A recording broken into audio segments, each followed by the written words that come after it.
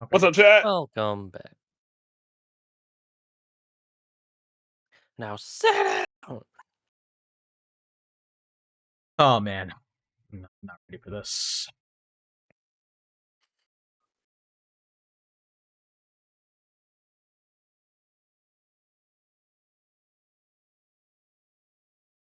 And off topic. I can't believe Chugga Conroy is actually doing Kingdom Hearts. Chugga that's cool. Conroy. I haven't heard that That's name. a name I'm about to say. I just happened to see it in my freaking subscription list. I'm like, that's a name I ain't heard of it. Kingdom Hearts. Kingdom Hearts. Is he doing the entire series? He's just doing the first one right now. Oh, okay. All right. I don't know if he'll do the entire series, but I hope so. Are we ready? Because this is gonna be a packed episode, man. Let me tell you. Let's dive in. Let's go. Let's get it. And I don't believe there has been any sort of breaking. Okay. Let me start my timer. You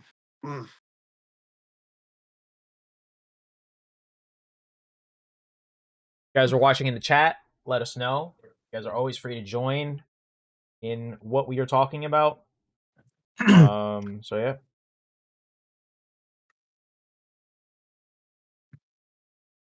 All right, here we go.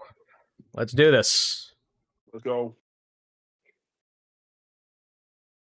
Welcome to episode 9 of the Talkin' Football with LARLAR podcast. I am, of course, your host, AZ LARLAR, and we have an absolute packed episode here today because yesterday was the final day of the trade deadline. And so, one of the most important days of the season in the NFL has now come to pass with a lot of mind-boggling trades on my end. So, let's go ahead and dive right in. But of course, as always, we do have a few special guests, and it is actually a full house today. We got Max, Emmett, Brandon, and RBM joining us here today for this episode because we got a lot to talk about. Episode 9 already? Yes. Yes. Season 1, episode 9. Season 1. This season been going by too fast. Yeah. We are literally halfway. Yeah, we're not only just like over halfway, but we're about to hit double digits because week 10 is upcoming. But yeah, so thank you guys so much for listening and watching this podcast. Make sure you guys obviously hit that subscribe button. We do these podcast episodes every single Wednesday live on twitch.tv/azlarlar. Then it is up the next day on youtube.com at LARLAR Plus. And with that being said, everybody, let's go ahead and dive right into the Pick'ems recap. How did I do this time around? Well, I didn't do that bad this time, but I went 8-6. So there were a couple, games here that was kind of a miss, but that is perfectly fine. We are now 77 of 57 overall. And the teams that disappointed me in week 9 were the Lions, Colts, Texans, Packers, and the Chiefs, and the Cowboys. So those were all the teams that disappointed me this upcoming week. And we will, of course, end our episode of Talking Football with LARLAR with the pick'ems for week 10. So let's go ahead and just talk about this insane trade deadline because we are actually going to start off with the trade deadline. All the trades, at least within the last couple of days that went on. So we're going to start off with all these trades first, and then we will talk about other games. So, this trade actually happened last week, but we kind of missed it. I'm not gonna lie. For some reason, I did not put this in my notes, but yeah.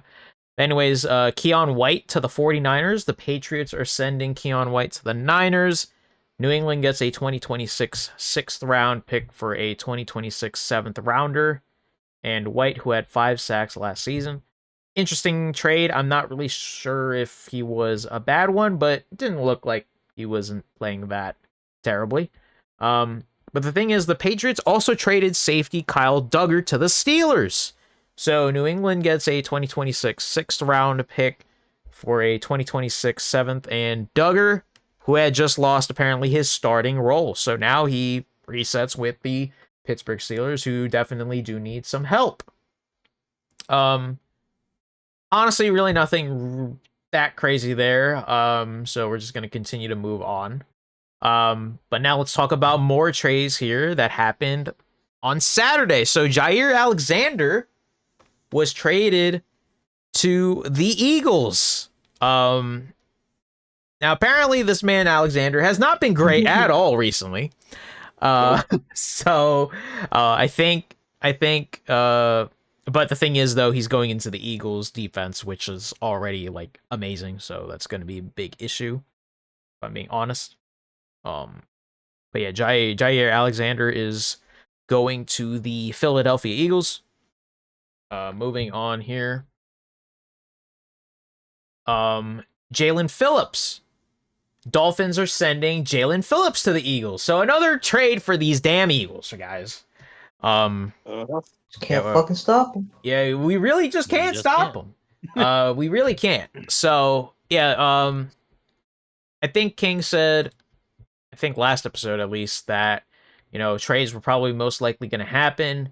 And, well, Jalen Phillips goes, and the Dolphins get a 2026 3rd round pick. So, not a bad trade compensation, if I'm being honest. But now, once again, the Eagles load up on defense where they really don't need to. But it is what it is. Moving on to the next trade. Ravens are trading for Titans edge Draymond Jones. The Ravens are sending a conditional 5th rounder that could potentially become a 4th rounder. So Baltimore's defense, as we know, guys, and Cross, if he was here, he would probably say pretty much the same exact thing. But the Ravens getting Jones here is huge, at least for their defense, especially since they're trying to go on a run here to the playoffs. So, yeah. Moving on. And here's one for Emmett. The Bengals are sending Logan Wilson to the Cowboys. So, did Logan Wilson, oh no, this was yesterday. So, Logan Wilson to the Cowboys, and he also did request a trade recently. So, Emmett, do you have any thoughts in regards to Wilson here? I mean, it's another body for you guys on the defensive end, so... Oh, I posted that in the document, but I did think this is the Kenneth Murray replacement, even though we traded for him from the Titans. Kenneth Murray has not been doing great, looking lost and just like he can't play coverage. God, man, it's been horrible. Yeah. Every time they just get a check down, I don't see Kenneth Murray nowhere. I'm like, where he at? Yeah. And I just feel like Logan Wilson's just that another veteran presence, but I feel like he can do a better job, especially with Overshown coming back after the bye. So hopefully them two can get the job done. Yeah, and at the same time, this is also just another body on the defense that is at least going to be help. So hope this one at least works out for you guys. But of course, we're gonna get into the one later. But anyways, moving on. Jacoby Myers is going to the Jaguars. The Raiders are trading wide receiver Jacoby Myers to the Jacksonville Jaguars in exchange for a 4th and 6th round pick. Multiple teams, including the Steelers and Jaguars, had shown interest in Myers, who is scheduled to become a free agent after his contract expires this season. So I have a question for you guys. Trevor Lawrence obviously has been a little inconsistent. What do you guys think about Myers here now? Well, Travis Hunter's on IR, so That is true. I mean, it's probably just a fill-in just until he comes back, and probably since Brian Thomas has been struggling with drops all season, so I think it's a good move. I think it's a good move for Jacksonville. Yeah, I think it's pretty decent. You know, This doesn't move the needle for me though. No, I I don't don't think it's think it gonna does. be a game changer, but I thought he could have gone. I mean, he's somewhere right. They needed a body, so they had to get somebody. You said, "Oh wait, yeah. Max, what'd you say?" better. So I feel like he could have gone somewhere better. He could have. Yeah, yeah. Honestly, I guess. think the Steelers would have been a better spot for him, but it is what it is. But yeah, Myers was definitely on the trading block because didn't he say that he potentially wanted to be traded like a couple weeks ago, something like that? Yeah, Yeah, he he did. he wanted to be gone, but the Yeah. Raiders didn't want to trade him. Oh yeah, there you go. So there you go. All right. Moving on now to the next trade. Diana Rossini also reported saying that the Bills and Steelers. Okay, well, Bills were also apparently interested in Myers. Interesting. Oh, thank God. If anything, if he went to the Bills, that could have been interesting because I feel like he That would have would've been immediately wide receiver number 2 or 1, right? Yeah, So, definitely. all right, moving on. I'd say 2. I don't know who the wide receiver 1 over there is though. Isn't it Trey Shakir? Tucker. Think Oh it's wait, I thought Cole? you were talking about the Bills. Oh, my Yeah, bad. we are. Yeah, we are. Oh, Bills don't really have like I a like wide Trey receiver Tucker. one. yeah, Trey Tucker's their number 1, I think. But actually, no. Trey Tucker would be. It's Brock Bowers. But he's a tight. He's a tight. Yeah, I know he's a tight. tight. I know he's a tight end, but he's basically kind of also they're just like number 1 option. So, He's the Yeah. safety valve, you know. Schefter also tweeted here saying the Jaguars came into today with a projected 13 picks in the 2026 NFL Draft.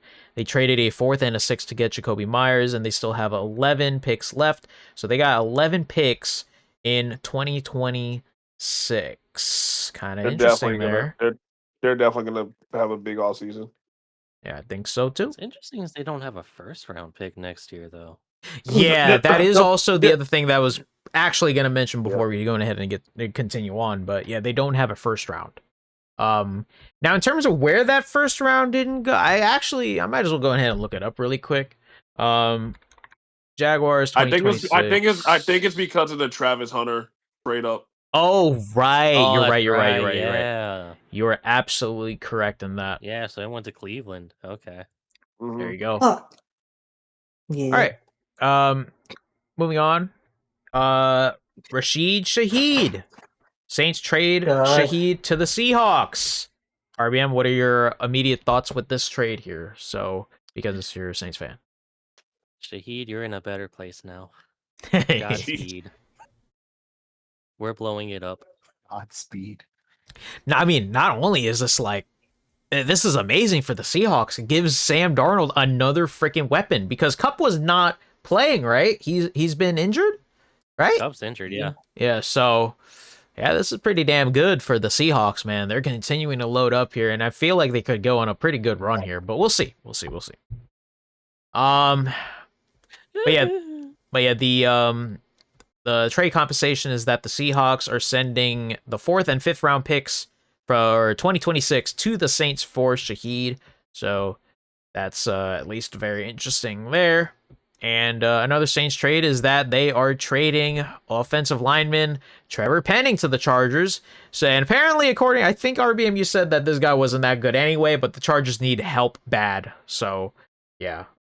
Well, he's pretty much a traffic cone, so good Damn. luck, Chargers. Oh boy.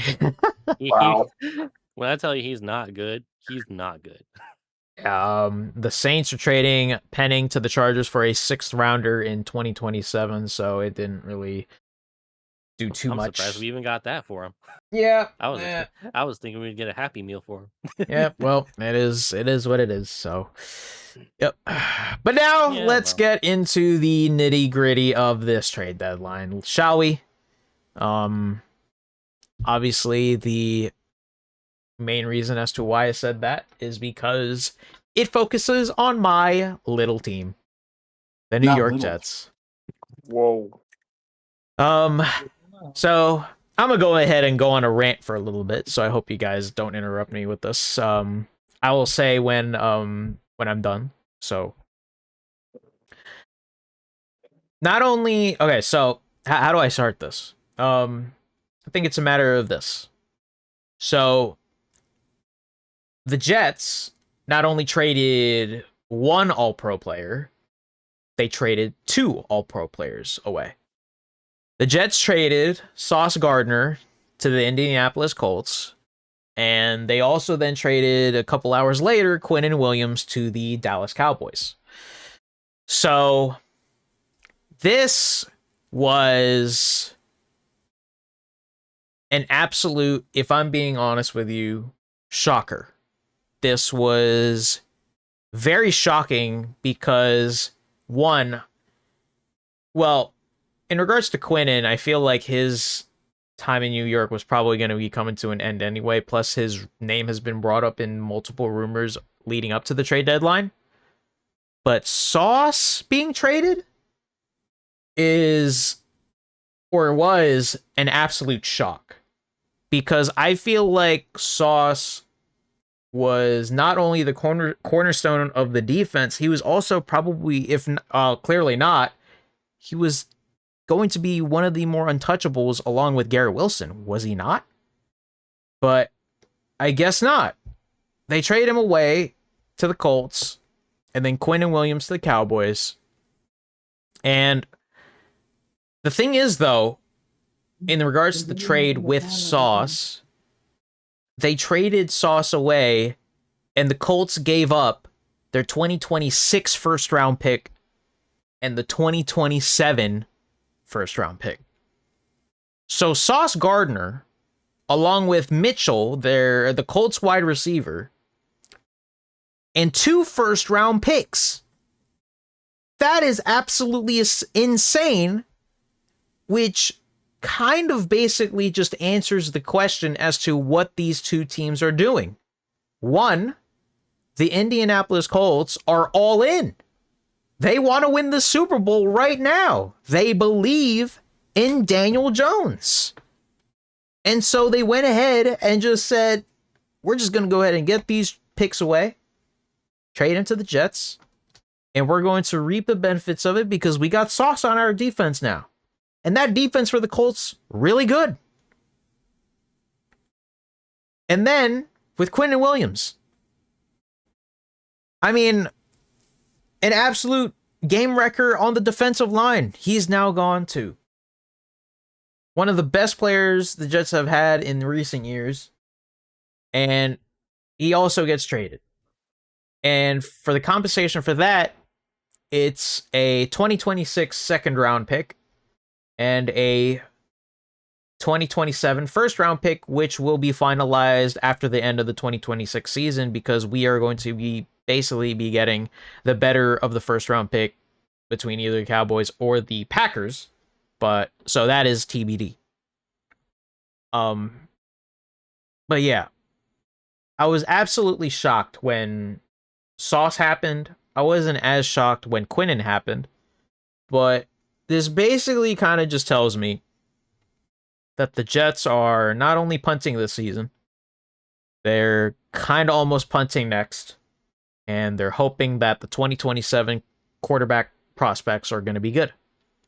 Who knows what this roster is going to be like next October, next November. And I guess also, let me also just paint the picture in regards to where I was when Sauce got traded. Literally, right? I was driving, and my phone was on the stand here, and I see that I get a Twitter notification, and I'm like, all right, I'm going to go ahead and look at it when, I stop at the stoplight. I stop at the stoplight, and as you guys see here on the tweet shown on screen, the tweet that I saw was this one right here. And it was from Ian Rappaport saying, sources, the Jets are trading Sauce Gardner to the Colts. Blockbuster. And my face when I read this sentence, obviously to the people who are only like listening to it, you guys can't see it, but for the visual people watching this, I literally went, what? Why? What? Sauce? He's untouchable. How is this possible? How come he's getting traded? How come? Because going into this trade deadline day, I was 100% expecting Breece Hall to be traded here, not Sauce. Like, what? So, after a couple minutes and me trying to figure out why the Jets even did this trade, I told myself, as I parked in, I said to myself, the Jets better have gotten at least a first rounder or else I'm going to lose it. And then I obviously read 2 first-round picks. 2 first-round picks. And add on the compensation from the Quinnen Williams trade. So that means, as we look at the future draft picks for the Jets, at least in the first and second round draft rounds, the Jets' future draft picks include the 2026 first rounder, a 2026 first rounder via the Colts, and then another 2026 second rounder, and a 2026 second rounder via the Cowboys, and then 3 first round picks in 2027. That is basically telling me, in terms of what the Jets' direction is going. Aaron Glenn is going to 100, and I've said this so many times over the past couple of episodes, Glenn is not going to get fired. No matter what, like all these fans are saying, Glenn was not going to get fired. No matter what happened. This to me basically is just saying how he is going to be here for the long run and he's going to build this team the way he wants it. And I think Jets fans have to realize that. I've pretty much come to terms that we are probably going to be ass next year as well. But then again, that is, I just think, something that all Jets fans have to realize nowadays, especially over the past couple of years. We've been bad. No doubt about it. But the thing is, and I think the thing that really sucks about these two being traded were that these two were amazing players for the Jets.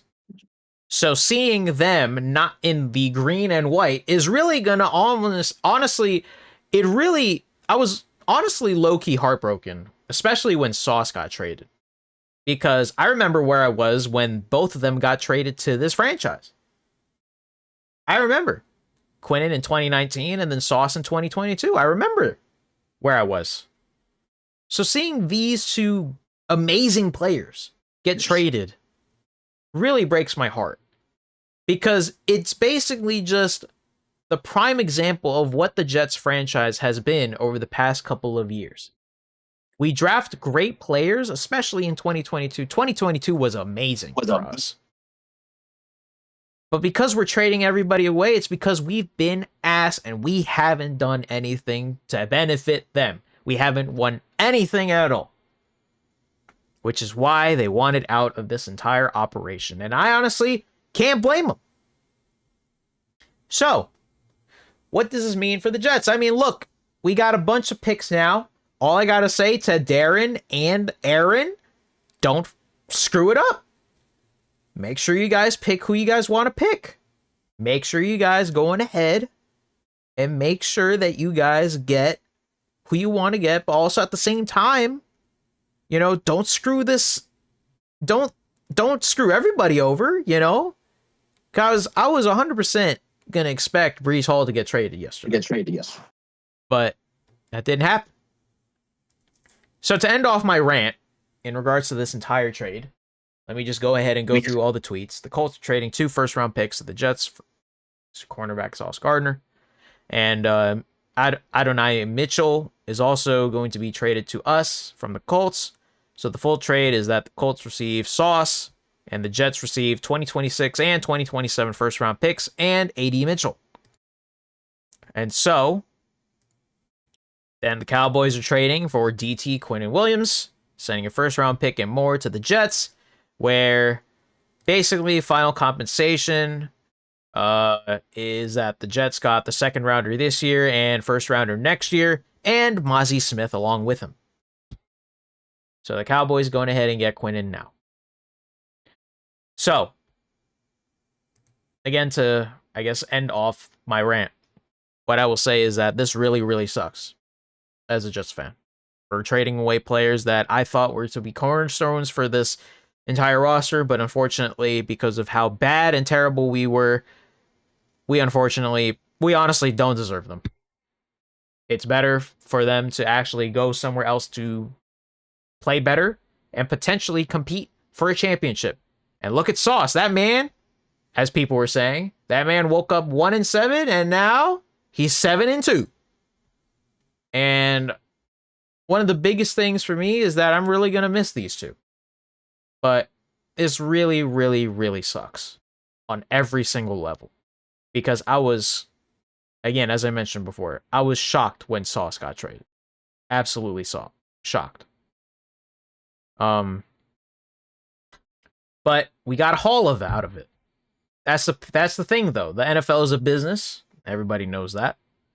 But this is the main reason why I'm not ever going to go ahead and buy any sort of NFL jersey ever again until we actually get somebody who is going to be the cornerstone of the franchise.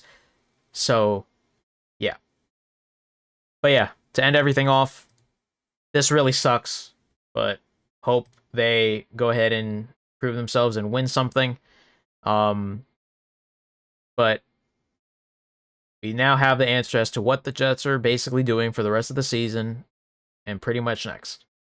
We're punting on the rest, and we're just hoping that we build through the rookies off of the draft.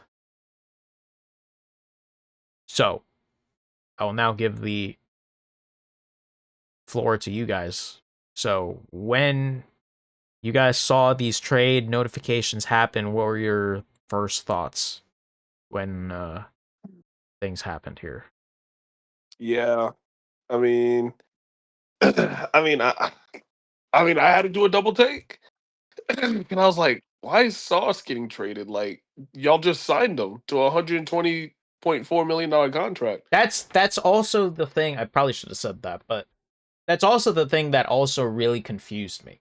Why are we trading a guy who we just signed a contract extension with in July, and we're just trading him away? But Right. according to Darren and Aaron, it was basically just a whole thing of, well, it was an offer we couldn't refuse.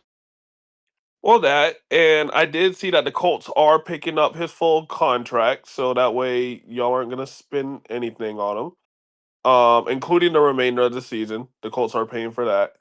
But I was like, 2 first round picks. You don't see that nowadays. Barely. I mean, the last player that was traded for 2 first rounders and a player was Michael Parsons.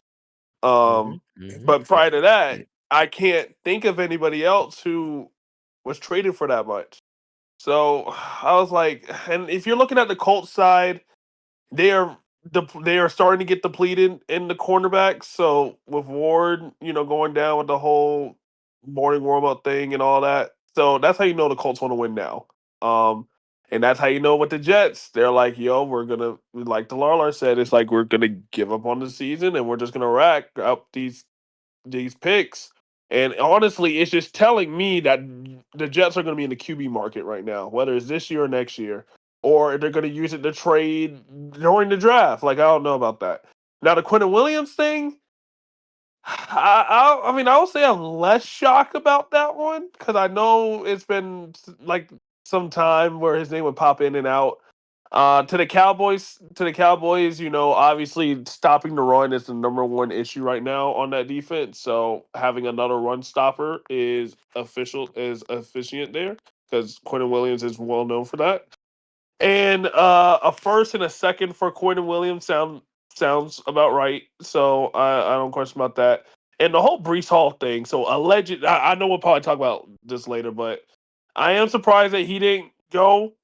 Garrett Wilson, I knew he was gonna stay. I wouldn't see the Jets move on from him, but yeah. Other than that, it just shows that the Colts are winning now. Jets are kind of sadly blowing it up. So yeah. They're tearing apart the entire regime that was previously, and it's kind of crazy. I'm not gonna lie. It's crazy, but I think it has to be done. Yeah. Because like you Yeah, said I'm not. earlier, like Oh, I like you was. said, like you said earlier, Aaron Glenn's gonna want like a team in his vision. Yeah, Right. yeah. So I wasn't unfortunately, gonna. I wasn't gonna go ahead and disagree with that at all. It's definitely a heavy price to pay. Which, once again, it sucks that we're getting rid of all these great, amazing players. But if we want to yeah, help try to build the future, then what has to be done has to be done. It just sucks that it has to be this way. So yeah, yeah, it sucks. Y'all are having to rebuild again, again, again, you again. know. But honestly, when I saw Sauce getting traded, I was like, honestly, I'm kind of not surprised. If anything, if anything, I was thinking y'all would have done it in the off season and not pay him. That way, let some other team spend their cap space to pay him. But to the Colts, they already had a good secondary, and that secondary just got even better. Yeah. But yeah, well, I say that, but then I think that game against Pittsburgh last week, and we'll talk about it later, kind of exposed. Oh shit, we need a shutdown. We need another shutdown corner. Let's go get Sauce. Hmm. Quinnen Williams, I'm not surprised about that trade because he's been wanting to be traded, so he got his wish, and y'all got some decent returns for your players. I'm not gonna hold you. No, we did. Yeah, we did. So I just was not expecting this at all. Like, oh no, I agree. And the fact that y'all are not gonna have dead cap on Sauce is That's a that's a W in my huge. book. That's a big game changer right there. there was something else that was also mentioned of how the one of the main things that the Jets actually did really well in is the fact that yeah, the dead cap here, but I think what Darren Muji and Aaron Glenn realized is that the whole contract with Aaron Rodgers is basically the big no-no as to why we're doing this entire thing. So, because I'm pretty sure that there's something in regards to like the dead cap or something and whatnot. I completely forgot what it was, but it was also just like, well, we realized that the whole Aaron Rodgers thing never didn't go well, so we unfortunately have to pay the price not only this year but also next. So, yeah. Um, I know too. I know all too well about massive dead caps, so I get it. yeah. So, any other thoughts in regards to these trades here at all? Sauce Gardner and Michael Pittman, Cincinnati boys, getting back together. But nah. I mean, look, man. I also think to RBN's point with the shutdown corner thing, I think if you look at the remaining Colts schedule, there's a lot of like dual threat wide receivers. So I think another thing is like they want to have one guy on one side and another guy that can also shut down, which is probably another reason why they picked up Sauce there. But I guarantee you, if the Jets weren't going to get 2 firsts for Sauce, he wasn't going to get traded. So, Absolutely. because yeah, That, yeah, it's yeah. so what I think Peter Schrager said this on Pat's show. But yeah, Sauce was basically like not in any sort of conversation. It wasn't until like a day or two ago where his name was finally mentioned. And then I guess Chris Ballard in that entire front office basically just said, "Man, fuck it, bro. Like look at our team right now. We are 7-2 and we have a potential like we have a potential team to just go ahead and win the Super Bowl right here right now if they really wanted to." And honestly, you kind of have to respect it because no matter what, however this trade actually like goes, whether who like quote unquote wins or who loses or whatnot, I think both teams do definitely benefit off of the fact that well, the Colts are getting Sauce, And then, well, the Jets are getting future draft picks to potentially get not only a great player, or they could potentially package these picks for an amazing player. I don't know. So that's only if the Colts, go far. yeah, Then I would say that's a they win in the trade. basically, and if I'm being honest, they need to win this Super Bowl this year in order for them to, Which I don't. It's don't know. tough. It's tough. I'll say that much. But I mean, if they can rebound from the Pittsburgh game, which we will go into later, then there you go. So, Yep. any other thoughts before we move on to the actual slate itself? Because we definitely do have to move on here. Let's go. Let's do it. Let's move on. Let's get it. All right. So, oh man, I can't believe that they're gone, dude. I can't believe it. I can't believe it. I'm not gonna go over the entire trade deadline, every single trade, but yeah, this was a pretty decent trade deadline, at least from the ones that I remember. So In recent years, yeah. So, the first game here that we have is, once again, we're obviously going ahead and get the blowout games out of the way. We'll see if King is available to potentially talk about his Dolphins. But as of right now, he's not in here. So we're just going to go ahead and get started. The Ravens beat the hell out of the Dolphins, guys. And Lamar returns. And King is here. So perfect. Hello, King. How y'all doing? Oh, we just talked about the Jets trade. So I'm depressed. Okay, how y'all fleeced the Colts like that? well, I don't know about fleeced, but How many first round picks you get? Sauce we got 2, and then Dallas we got 1 for 27. 1 in a second. Anyway. Yeah, true. Yeah. All right, so we're talking about the Dolphins here. So, the game was embarrassing as all hell. The thing that's was so frustrating is that we should have been up probably 17-7 at the end of the first half, but because of a fumble, because of a blown call. Oh yeah, there were a lot of calls. Oh, yeah, that was a bad call. I know what you're talking about. That the absolute bullshit. Like, FBI, get the fuck into investigating on that bullshit ass call. But yeah, a fumble, a bullshit call, and a missed field goal resulted in an absolutely just sad first half, and then the second half was just embarrassing. We just got. I think because of the momentum absolutely crushed in the first half, the second half was just abysmal. So I think this was a good shut the book on the season, start selling. I wish they would have sold a bit more. We traded off Jalen Phillips. We got a third for him. Honestly, I'm actually really happy we got a third for him, even if it wasn't.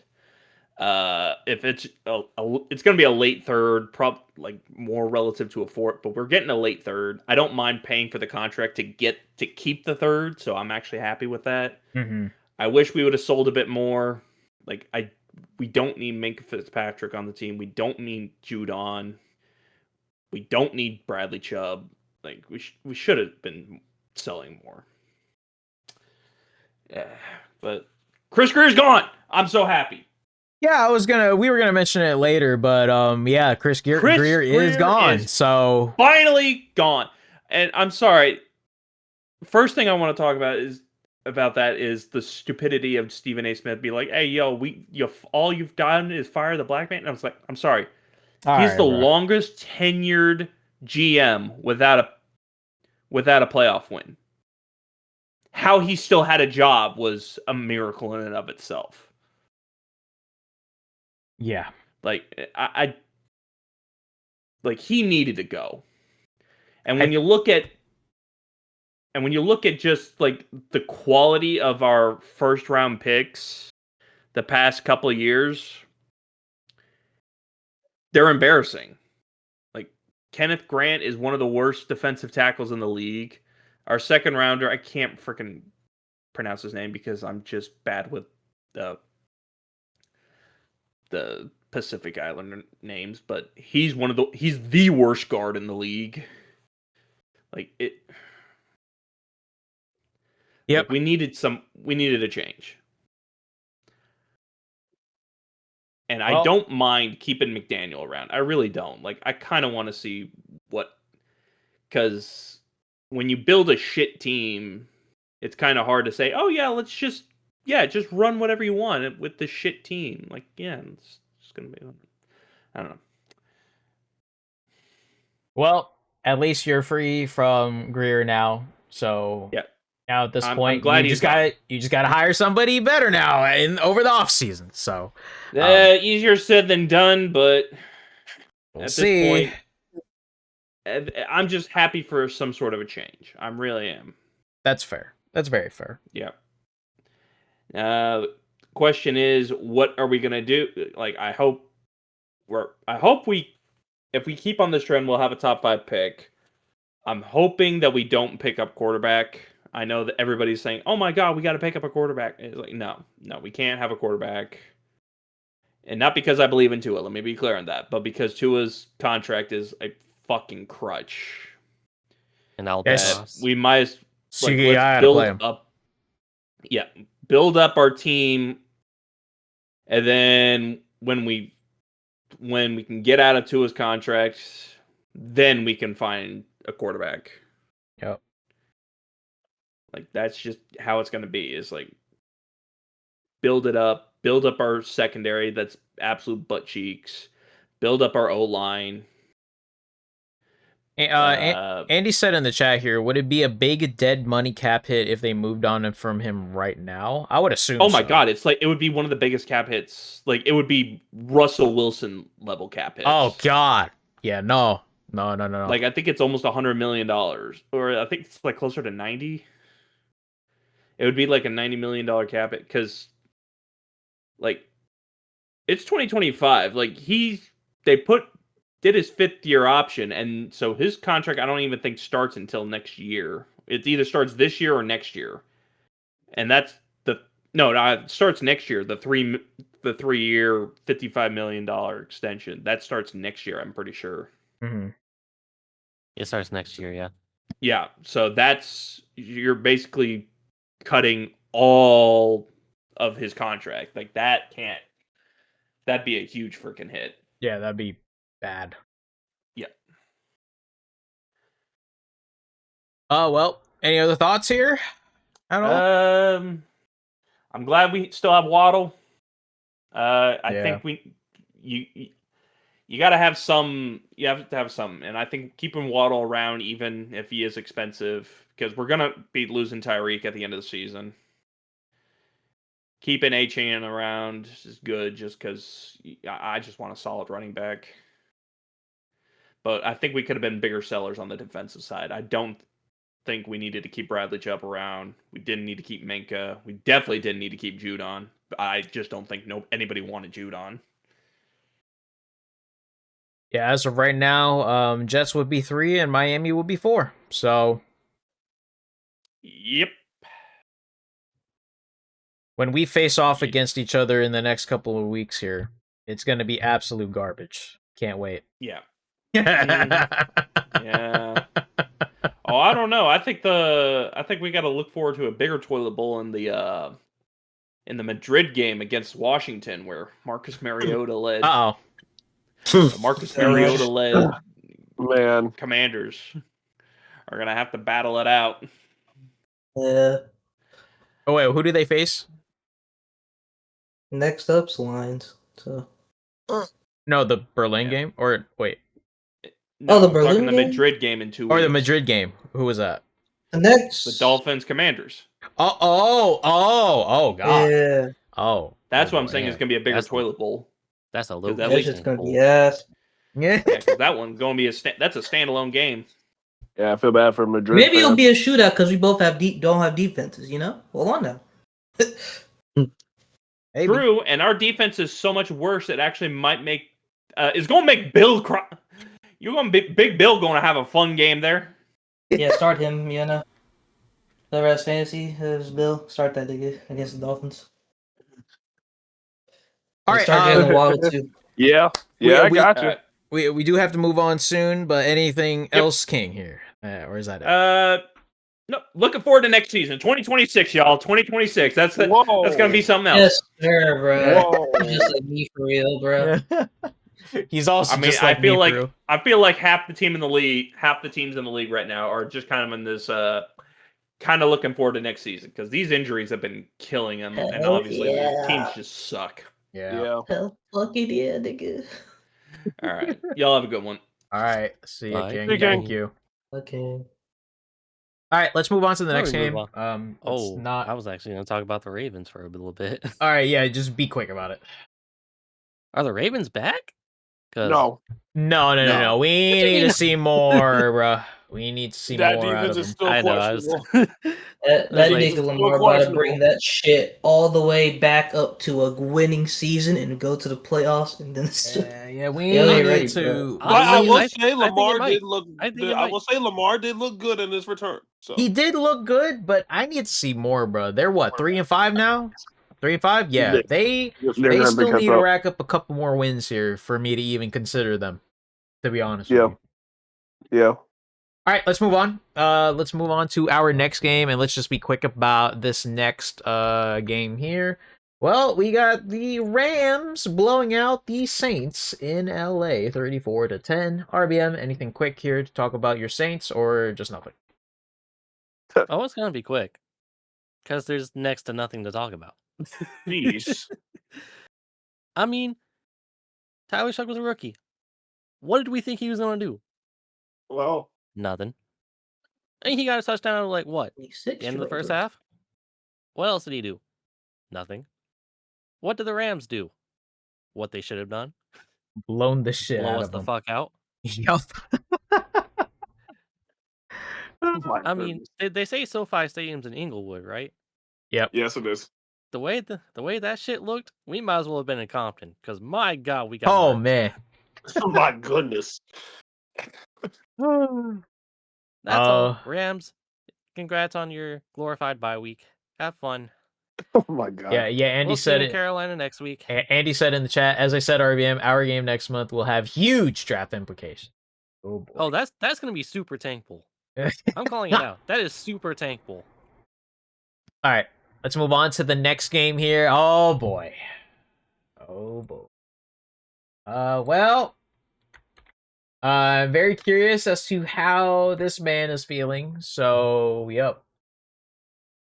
The Seahawks absolutely decimated the Commanders in Washington, D.C. or in Maryland. Max, I know you said earlier that you're right now currently numb to this all, but are there any other thoughts with this Commanders team? Jaden Daniels going down, Sam Darnold absolutely cooking you guys in the first half. Luke McCaffrey out for the You just season. don't light up at all, do you? Huh? I'm sorry, man. It's just the facts, bro. Because that man, Sam Darnold, guys, we have to realize the fact that Sam Darnold is looking like a potential MVP candidate out there. That man was was perfect in the first half. He had 282 yards, bro, and 4 touchdown passes. That is nuts. But anyways, your thoughts here. I'm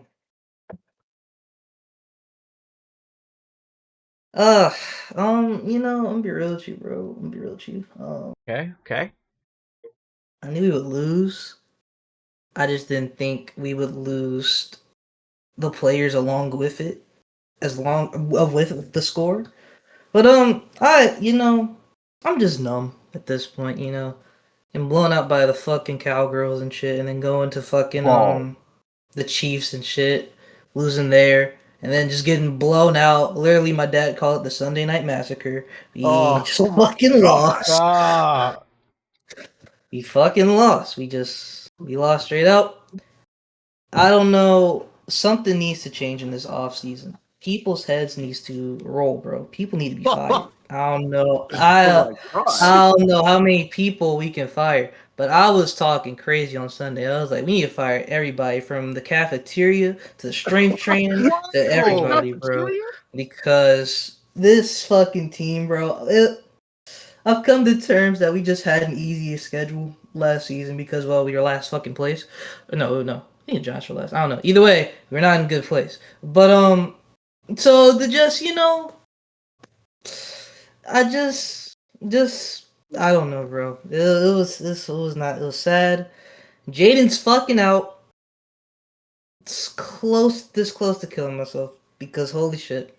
And it's insane how we both went against the Seahawks.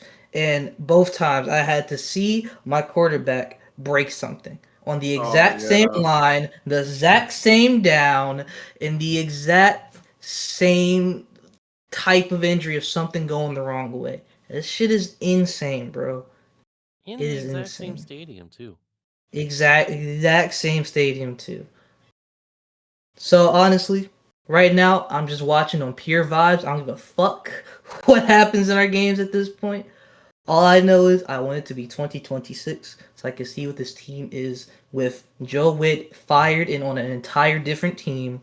Dan Quinn he'll still be there. I don't know, making sure picking his guys to make a better team. And Cliff, I don't know where Cliff gonna be. He's probably gonna be gone too. We need an defensive coordinator eventually soon. But either way, people need to be fired and things need to get the wheels turning next season. Because if it doesn't, I'm gonna still watch the team either way. But still, if it doesn't, I will not be a happy camper. I also think your defense needs to get younger because you do have the oldest defense in the league. Yeah, an average of The defense 37 needs to years get old, which is neutered. insane. Anything. Also, before I end it off, Jaden and Marshawn Lattimore and Luke McCaffrey, I'm hoping a very speedy recovery for all three of you, even though it said probably season ending. So I still hope a speedy recovery for you nonetheless. That's but even crazy. then, y'all didn't really have to be, at this point we were already down and failing and shit, so what was the point? And of Frankie Louis Vu losing y'all suspended. to that's some bullshit, by the way, but I'm not gonna get into that. Because not like my quarterback's been hip dropped every single time, but whatever, man. But yeah, I'm as angry as I sounded, I'm still pretty numb. I don't know. And that's what Things this need to podcast for, happen, let it bro. out. Things need to happen, bro. Some people need to be fired, and Joe Witt is one of them. I just don't know when it will be, but he needs to be fired. And that entire defense, bro. At this point, just get rid of everybody. What can we lose? It wouldn't make a fucking difference at this point. I love Wagner, but he can go. I love fucking Zach Ertz. He can go. I fucking love we need a younger team and a better team because at this point we're wasting Jaden's career in year 2, and I don't want that to happen. I don't want that man to be cresting the trade like Terry. Terry, honestly, no, I'm not gonna say he can go, but he's gonna up there for me. But yeah, bro, All I'm gonna say is be glad Jaden Daniels is not getting RG3'd. Exactly, that's true. I already knew he wasn't RG3. He went to the NFC Championship, but man, It was not a fun time on Sunday. I'll be honest. I'll be honest. As I'm not a Commanders fan in the slightest, but you're one of my good friends. It really sucks when you compare the Commanders team of this season and you compare how they were doing now at this point last season. It's a completely different story, and it's so crazy to think about. Like, I honestly kind of feel bad because y'all don't deserve this. And Jaden is a great quarterback. So I really hope that at some point y'all do turn it around somehow, some way. But clearly this year is not going to be the year. So yeah, bro. It's not fun. It's not fun at all. Does, but we keep our head up high and just keep going. But, yep. Does anyone else have any final thoughts here before we continue on? I mean, I'm just gonna go ahead and say this again right now. Sam Darnold's just an absolute beast. So Them adding Rashid Shaheed is kind of unfair, but I mean, Well, All I'm gonna say about the Seahawks is, y'all put belt to ass. I will say with the Seahawks though, I'm surprised they did not trade away one of their corners. Like Tariq Woolen was a hot name on the trade deadline. So I mean, at For least what I heard about Reek Woolen, apparently they didn't like what teams were offering for him, so they chose to hold serve. gotcha. And yeah, with the Commanders, man, that sucks. That sucks. I mean, I'm curious to see how Marcus Mariota is going to do. But now Debo's going to have to step up. Chris Moore's going to have to step up. And this I whole mean- team needs to step up and stop having their head in their asses. But that's for Yeah, so we'll see. We'll see. It's okay. All right, Andy said, I think Max has an owner this time around that gives a damn about the team being good forward, in my opinion. Yeah. That is true. Exactly, yeah. That is very true. Yes. Yeah, good thinking there, Andy. Honestly, I very very much true. agree with you. Very much agree. If With it, you. was, Yeah. if it was Dan Schneider, he would have not cared. If it was Dan Snyder, he would have tried to fucking. It would have already been worse, honestly. God. But he's not here. But yeah, we have the owner, so we're gonna be good. Hopefully, I hope going into this future. But And last thing, Lala, real quick. Yeah, last thing too, real quick.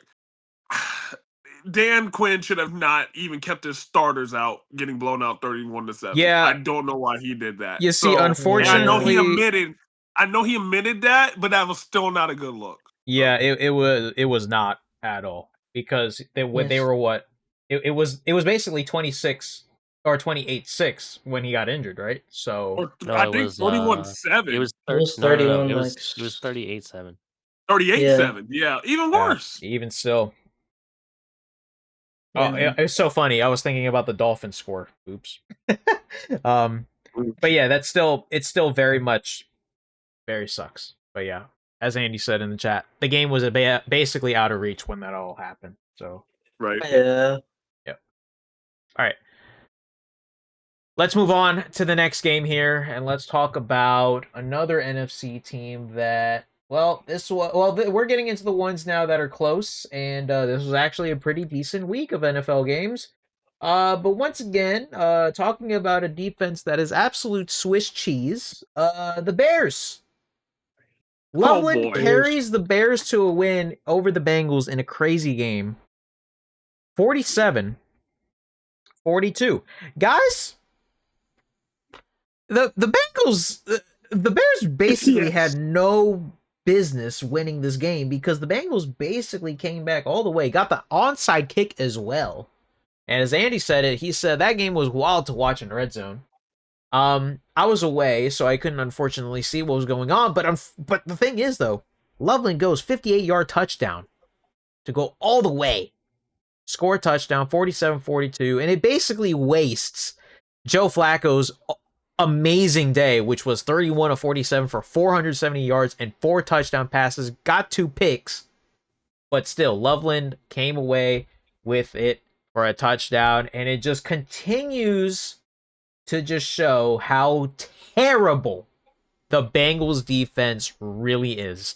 And here's another stat here from Ari Mirov. He says Bengals are the first team since the 1960s to score 38 plus points in back-to-back games and lose both of them. And Jamar Chase walking to the locker room, he was not happy at all. He literally kept saying to himself, one fucking stop. And the Bengals defense could not do jack shit. So, with that Chase Brown wasn't even matter. Yep. So with that being said, as Zach Taylor says, and now every Bengals fan is basically calling on Zach Taylor to get fired, but he basically said how no staff changes are coming on defense. Says Al Golden is working like crazy. Quote, trust in him, trust in the staff. Brother, you guys are 3-6. I don't fucking see what you're talking about here. But just know your ass is getting canned at the end of this season. And as Andy says here, before I give it to y'all, he says, you know how ass their defense is when they gave up all those points to our lousy football team, LARLAR, LMAO. Yup, I agree. But anyways, what are you guys' thoughts about this game here? And the Bears, look, I have 47 points, kind of crazy. Their offense is clicking, but their defense needs to be a little, It needs to be better here because you cannot be giving up 42 points in a game. But Well, they I are mean, five when and. you're going, Sorry, go I ahead. was just gonna say, but they are 5-3 though, and with the Packers' loss, they're very close now. Mm-hmm. Both their defenses NFC, suck. NFC North looking like a dogfight. Yeah. But like as I was gonna say, when you're going up against like the worst defense in the league, it's easy to look amazing, right? True. This Bengals loss is, like I said with the Jets last week, this Bengals loss lays solely on the defense's feet because Joe Flacco tried his damnedest. I mean, he had a career day, 470 yards. Who the fuck is thinking Joe Flacco is throwing for 470 yards? Not me. I didn't think he could get past 350. I think it was his first 400 game, right? I was Yep, just it about to is. say a stat that That's blew my insane. mind. That's his first ever 400-yard game. Yup. Crazy. And I'll say this too. This is what happens when the Bengals spend so much money on the offense. That's the defense you get. That's just simply the defense you get. Granted, T and Jamar are balling, so at least that's working on the offensive side. But boy, if you tell me if there is one game that represents the Bengals defense, it is that one. It is exactly that one. You know, ugh, I think it's safe it's to say that if you're going up against this Swiss cheese Bengals defense, it don't matter which quarterback it is, that quarterback's going to have a career day. a career day.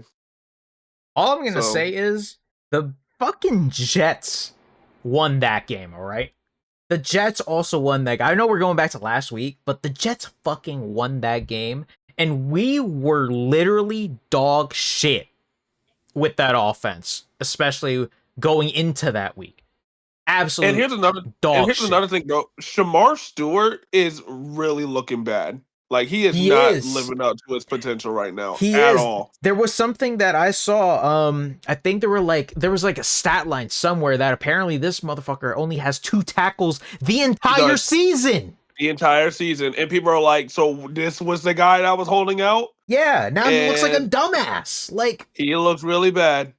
And now you got half of the defense asking for trades. Like, yo, get me out of here. Yep. So I mean, I don't know, man. I don't know What's what up, to fix with this freaking defense. What's up, Lazy Low? How's it going, man? So The Bengals literally got no money to fix it. They got no money. they don't. Like, they invested all of their capital in like 4 players. Yeah.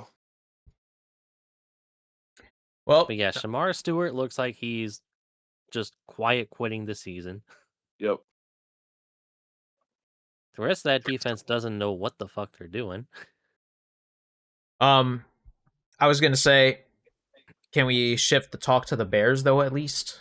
Yeah, let's Yeah, go we ahead. can talk about the Bears. What are our thoughts with the Bears here now? They're 5-3. Ben Johnson's looking real well. I mean, Ben Johnson's, this is looking good. I mean, Caleb is still making some iffy decisions, but that last drive just proved why he was the number 1 overall pick. That last drive truly proved that when it comes to the big moments, he can get it done. That Bears defense is also a little concerning. Not gonna lie. So I still want to see them tighten up. I do know they did trade for the defensive end. I can't think of his name right now. From Cleveland, but they did get him, and he's a pretty decent player. But yeah, Ben Johnson's cooking. I got to give it to him in this tough NFC North battle. They got a chance. Bears are definitely cooking on offense. Defense, yeah, I agree. They need to tighten up, but I'll be perfectly honest. That Bengals offense is so hard to stop.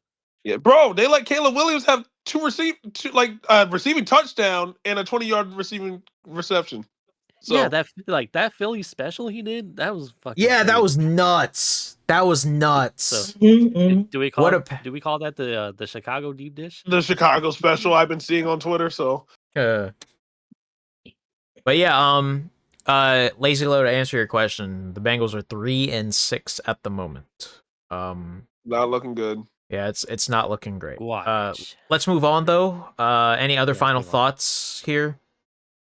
The one thing with the Bengals, LARLAR, they're lucky that the AFC North this year's not looking good at all. That's the one outside they got. Yeah, I'm not gonna lie, they're very lucky. They're very lucky because let's say, for example, like they could actually like still get out a couple wins here, like they could potentially go on a run, but I don't think they're gonna do that because Somebody's of got how to win that division.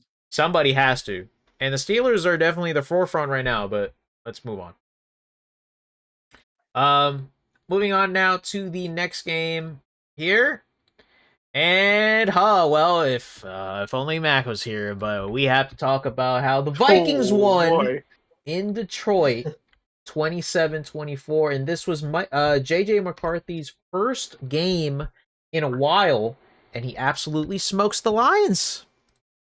Guys, very interesting game here. McCarthy didn't have that great of a game, but he did literally enough to the point where he got where the Vikings got 7-24, and it's crazy because Goff also did not have Goff had a great day, but the thing is, Sonic and Knuckles, guys, they got shut down. Montgomery only had 40 yards rushing and Gibbs only had 25. So whoa, yeah, man. Yeah. Fuck. While Montgomery did have the one rushing touchdown, still, though, they only had a combined 65 rushing yards. And Montgomery had a lost fumble.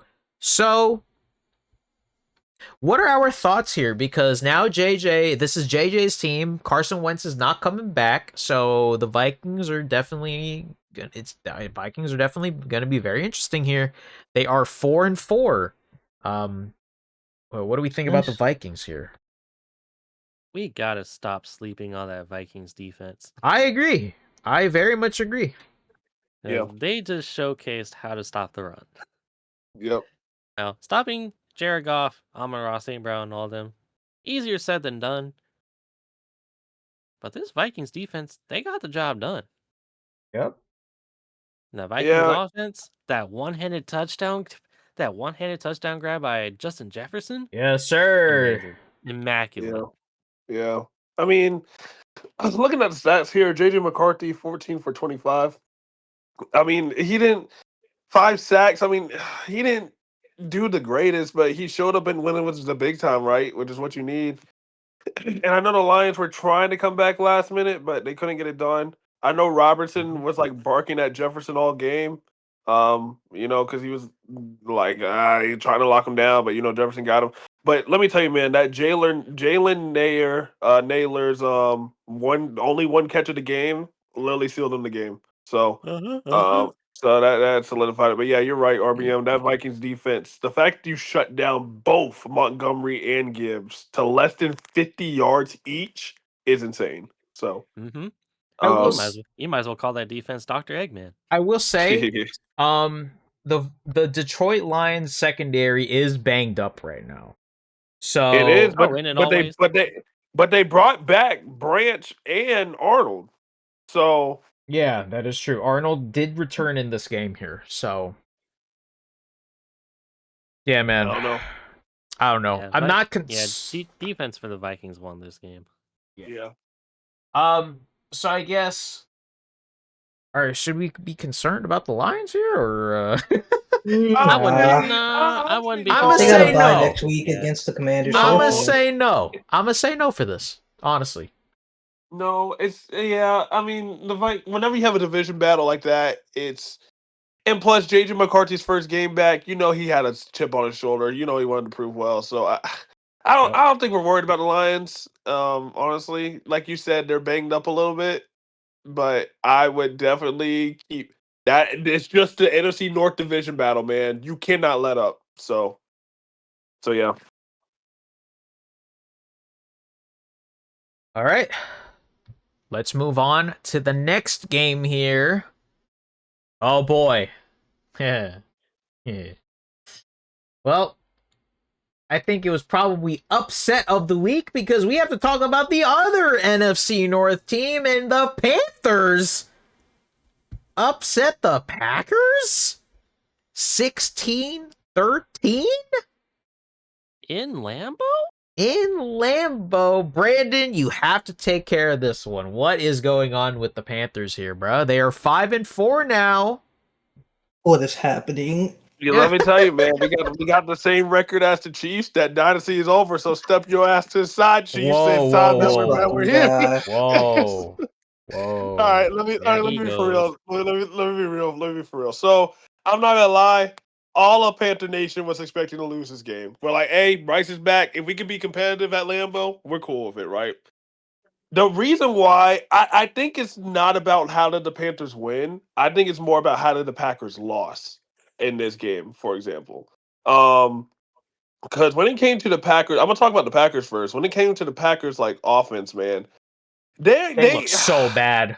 Jordan Love they looked did that was terrible. the worst they looked all year in terms of Yeah, what they I had agree. going on. He looks so bad. Jordan Love was 26 for 37, 1 sack, but he was making some throws, man, that I was like, whoa, what is he doing? Like, what is he doing? Like, there was this one play, where where Mike Jackson really should have had an interception. That's probably one of the worst interception drops of all time, in my opinion. Just dancing around, and he just throws it to the right end zone when no one was there. Like, he's so lucky Mike Jackson didn't catch that for a pick six. His hands are just for decoration. Right, and then he threw one in triple coverage, which was intercepted by Morg. But I was like, man, like Jordan, I was like, come on, man. I mean, Josh Jacobs almost had a buck in terms of yards. I mean, Christian Watson was kind of cooking us a little bit. And so is Romeo Dobbs. But the reason why we won this game is because of time possession. That's literally the reason why we won, because of time possession, man. Because let me tell you, Bryce Young did not have a good game. I'll tell you that. He was 11 for what, 20, 102 yards, one interception. But the reason why Bryce Young still did well is because he one now I'm starting to see this as a Panthers fan. I know the last couple of podcasts, I'm like, why are we going so conservative? I'm now starting to see we're trying to control the clock more rather than us trying to score. And I guess it took a while for us to kind of recognize it. But I think this weekend is like, okay, we see it now. Rico Dowdle still, it finally took a while for, the team to realize that he's starter, 25 for 130 yards, right? Um, that's kind of the thing there of all that.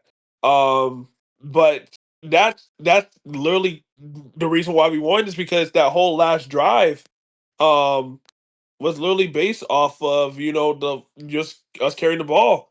I mean, the fact that Bryce was just very smooth with it, not turning it over. He did have one pick, but like not turning it over in the last possession. And man, our rookie Ryan Fitzgerald, bro, he is insane. Like insane. The reason why we won this game because of that kick. And let me tell you something, man. As much as we won, we need to talk about the refs, because why? So Rico Dowdle said today he got fined for his 2 pump celebration. Yeah, he did. Right? He said he got fined for that. It's 3 pumps, right? You get penalized. We all understand that. Yep. Clearly, he did it twice, and he got fined. Oh, we gotta talk about that. But all in all, we are super super ecstatic that we got this win in Lambeau. I think Dave Canales, I know I said like, yo, I don't know what Dave Canales is doing. The players love him, and I think now the fan base is starting to gravitate more and more, because we do want him to succeed. We just don't understand sometimes what we're calling. But the fact that we kind of see now what we're trying to do is starting to make a lot more sense now. He has the team. The players love him. We now see why we're trying to go conservative mode all the time. Granted, I don't think it should be that way all the time. I do think we need to be aggressive at some points, but I see why we did it against Green Bay there. So all in all, very happy about this win. And we got some really, really good momentum going forward. So stoked about that. Gotcha. Yeah, I concerned about the Packers. I don't think you, if the Packers are serious, they win this game. But they didn't. So, if I'm kind of concerned about them at the moment. But the fact that the Panthers went in to pretty much one of the toughest stadiums to go ahead and win away, kind of crazy. We weren't Very- supposed to win that game. We very really weren't supposed to impressive, win that if I'm being honest, Mhm. because I feel like the Panthers also should not be 5-4 right now. Just game. being completely honest. We really shouldn't. But I mean, the way we're winning is really not the way most NFL teams are supposed to win. To be honest with you. Yeah. Fair enough.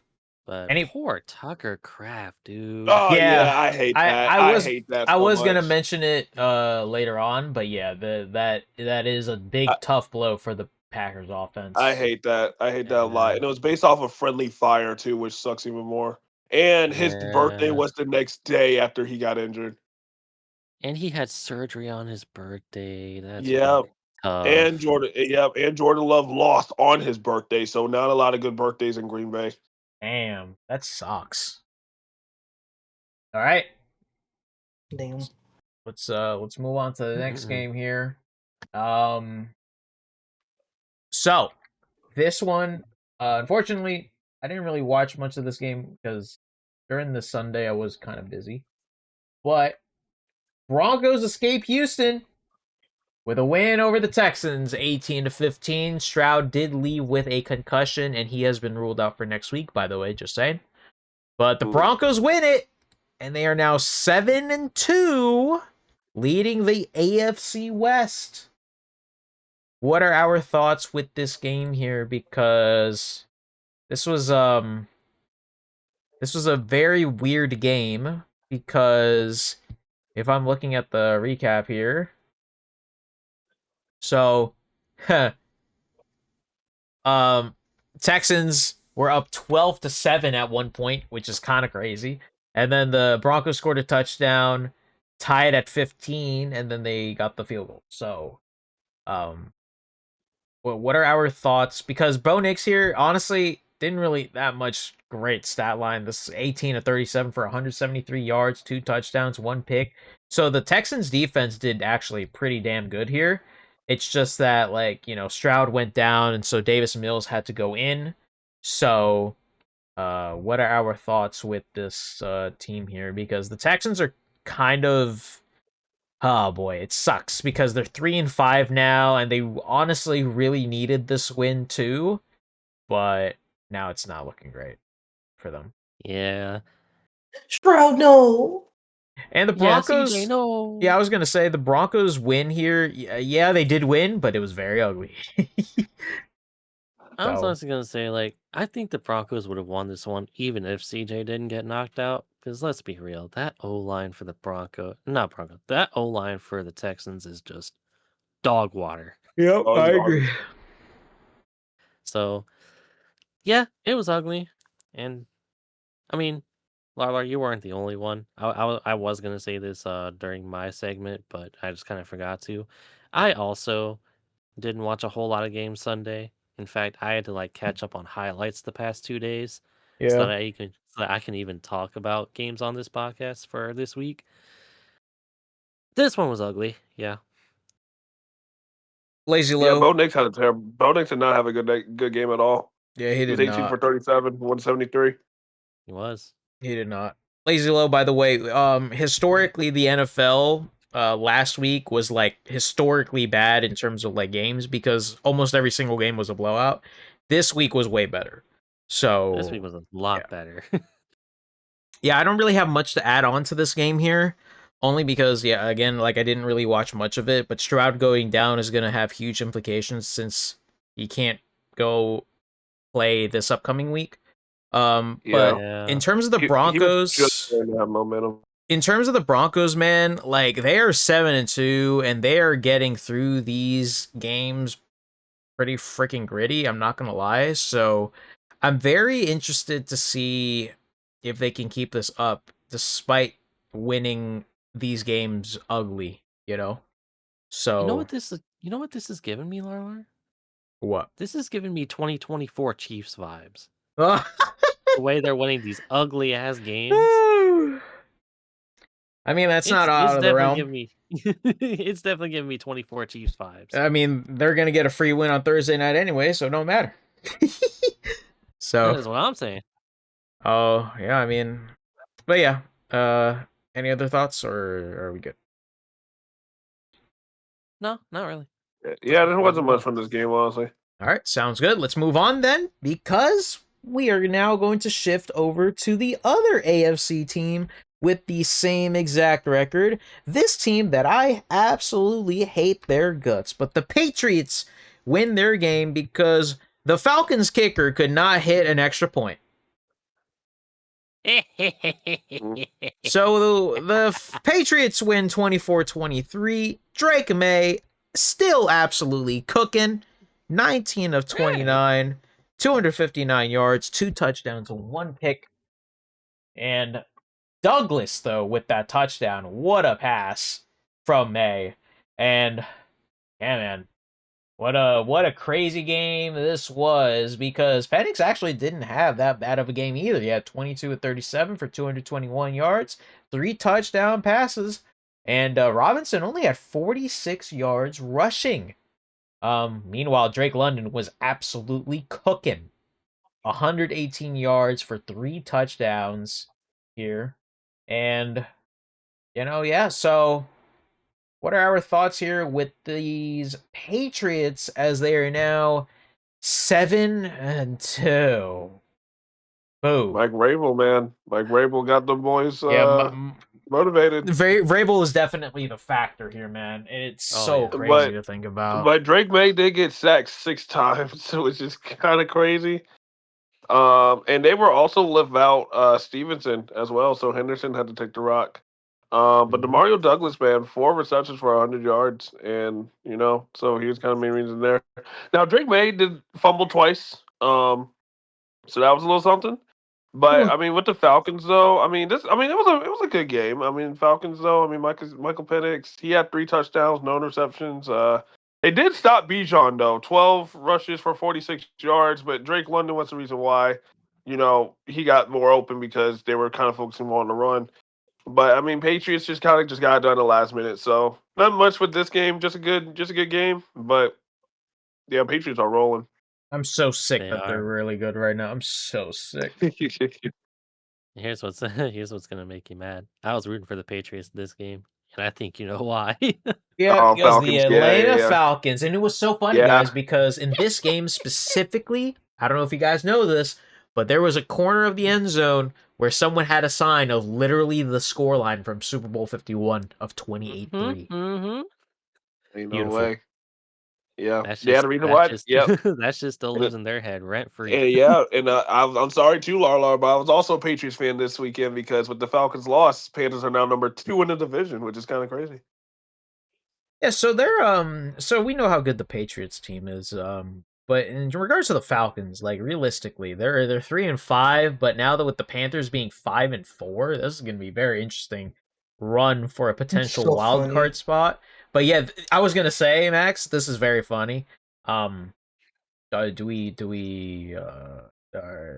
concerned are we with the Falcons here? Like, what is, if anything, you guys are the AFC South guys. Like, what is their main issue here when it comes down to I think really, yes, they faced a good team. I think it's just more on how they finish games, in my opinion. Because they got the talent. They beat the Bills, but then they'll lose to the Panthers 30-0. Yeah. So it's just I think it's all based on game planning, which is why I'm seeing a lot of Falcons fans not happy with Raheem Morris right now. Would you say they held up against the Patriots? Yes. But at the same time, though, like, it's like the Falcons, I think because they got one of the best running backs in the game. They got one of the best, arguably a top 10 receiver in the game as well. And their defense is solid. They drafted 2 solid pass rushers. They got a great secondary. It's just like they got all the pieces. It's just like, now they're like, boom. And I think they traded Ray McLeod to the 49ers, if I'm not mistaken, a couple weeks ago. I think they So, released him. They did. Yes. Yeah. So, I think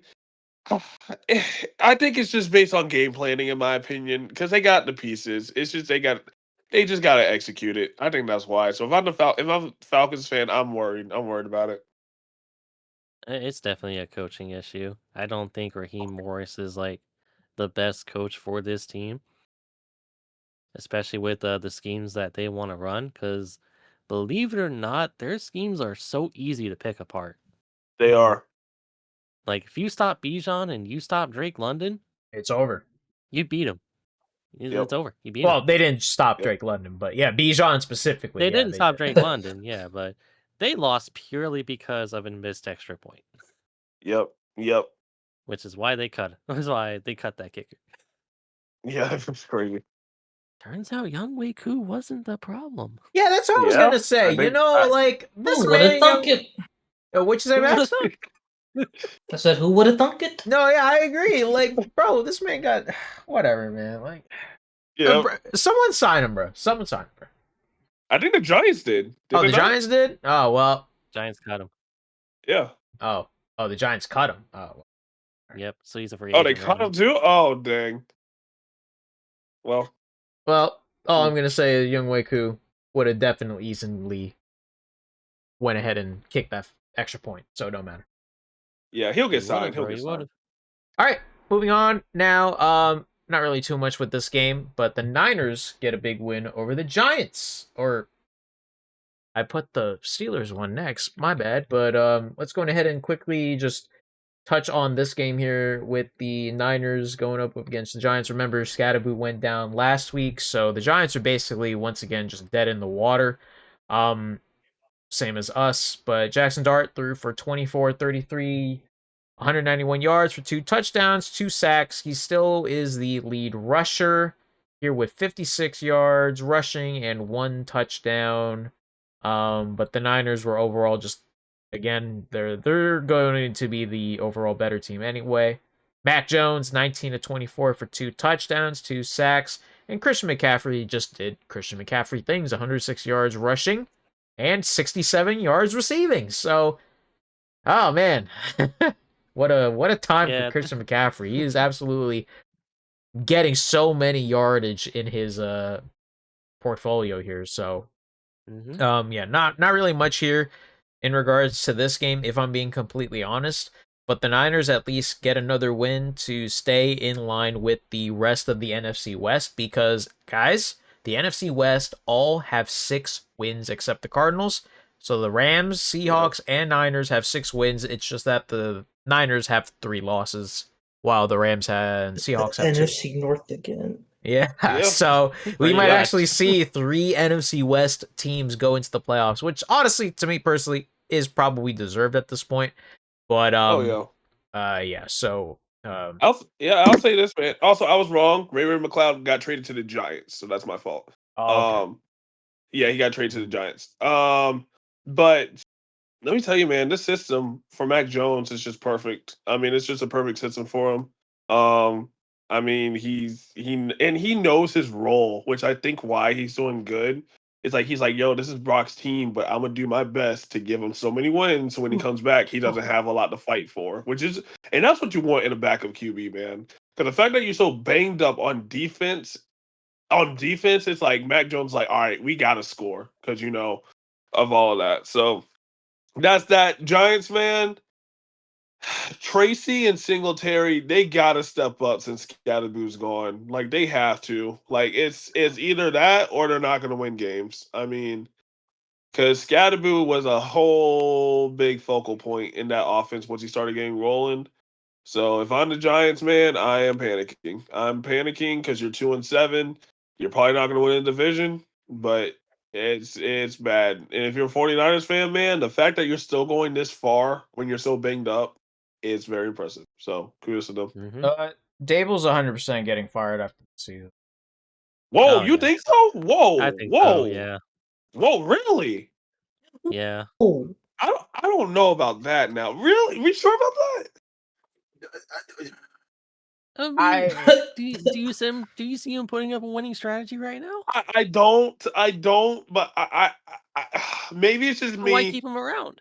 No, Look. I agree. I don't think he deserves the position, but I'm like, damn. I don't know if he's getting fired. Look, I want to move on to the next game, but we have to talk about the fact that Giants are 2-7, and ever since They are. 2022, the Giants have not done anything.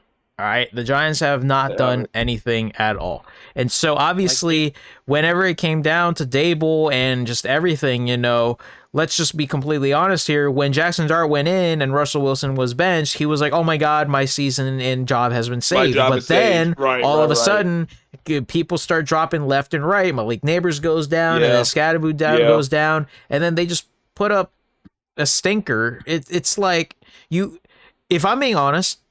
If he actually wants to keep his job, he needs to win a couple more games, which I think he will. It's just that, bro, it's not looking great for the Giants right now. And I feel like at this point, they need to move on for somebody new. I think they have to at this point. Yeah. I agree with that. I mean, the Giants will go as far as Jackson Dart will take them. Yep. And right now, it's not looking like it'll be very far.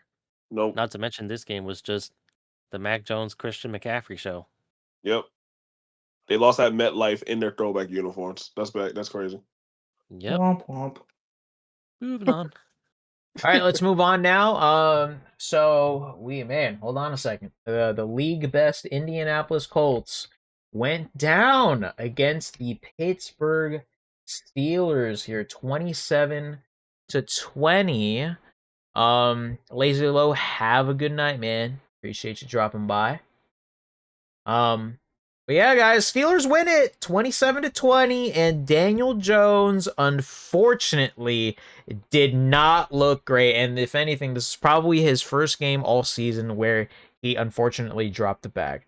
31-50 for 1 touchdown and took 5 sacks while also throwing 3 picks. And honestly, those picks were pretty bad to watch. I'm not going to lie. It was like I was looking at the Giants' Daniel Jones, which is something I really don't want to say, but unfortunately, Daniel Jones did not play well here, and the Colts are 7-2. But also, Jonathan Taylor only had 45 yards rushing as well.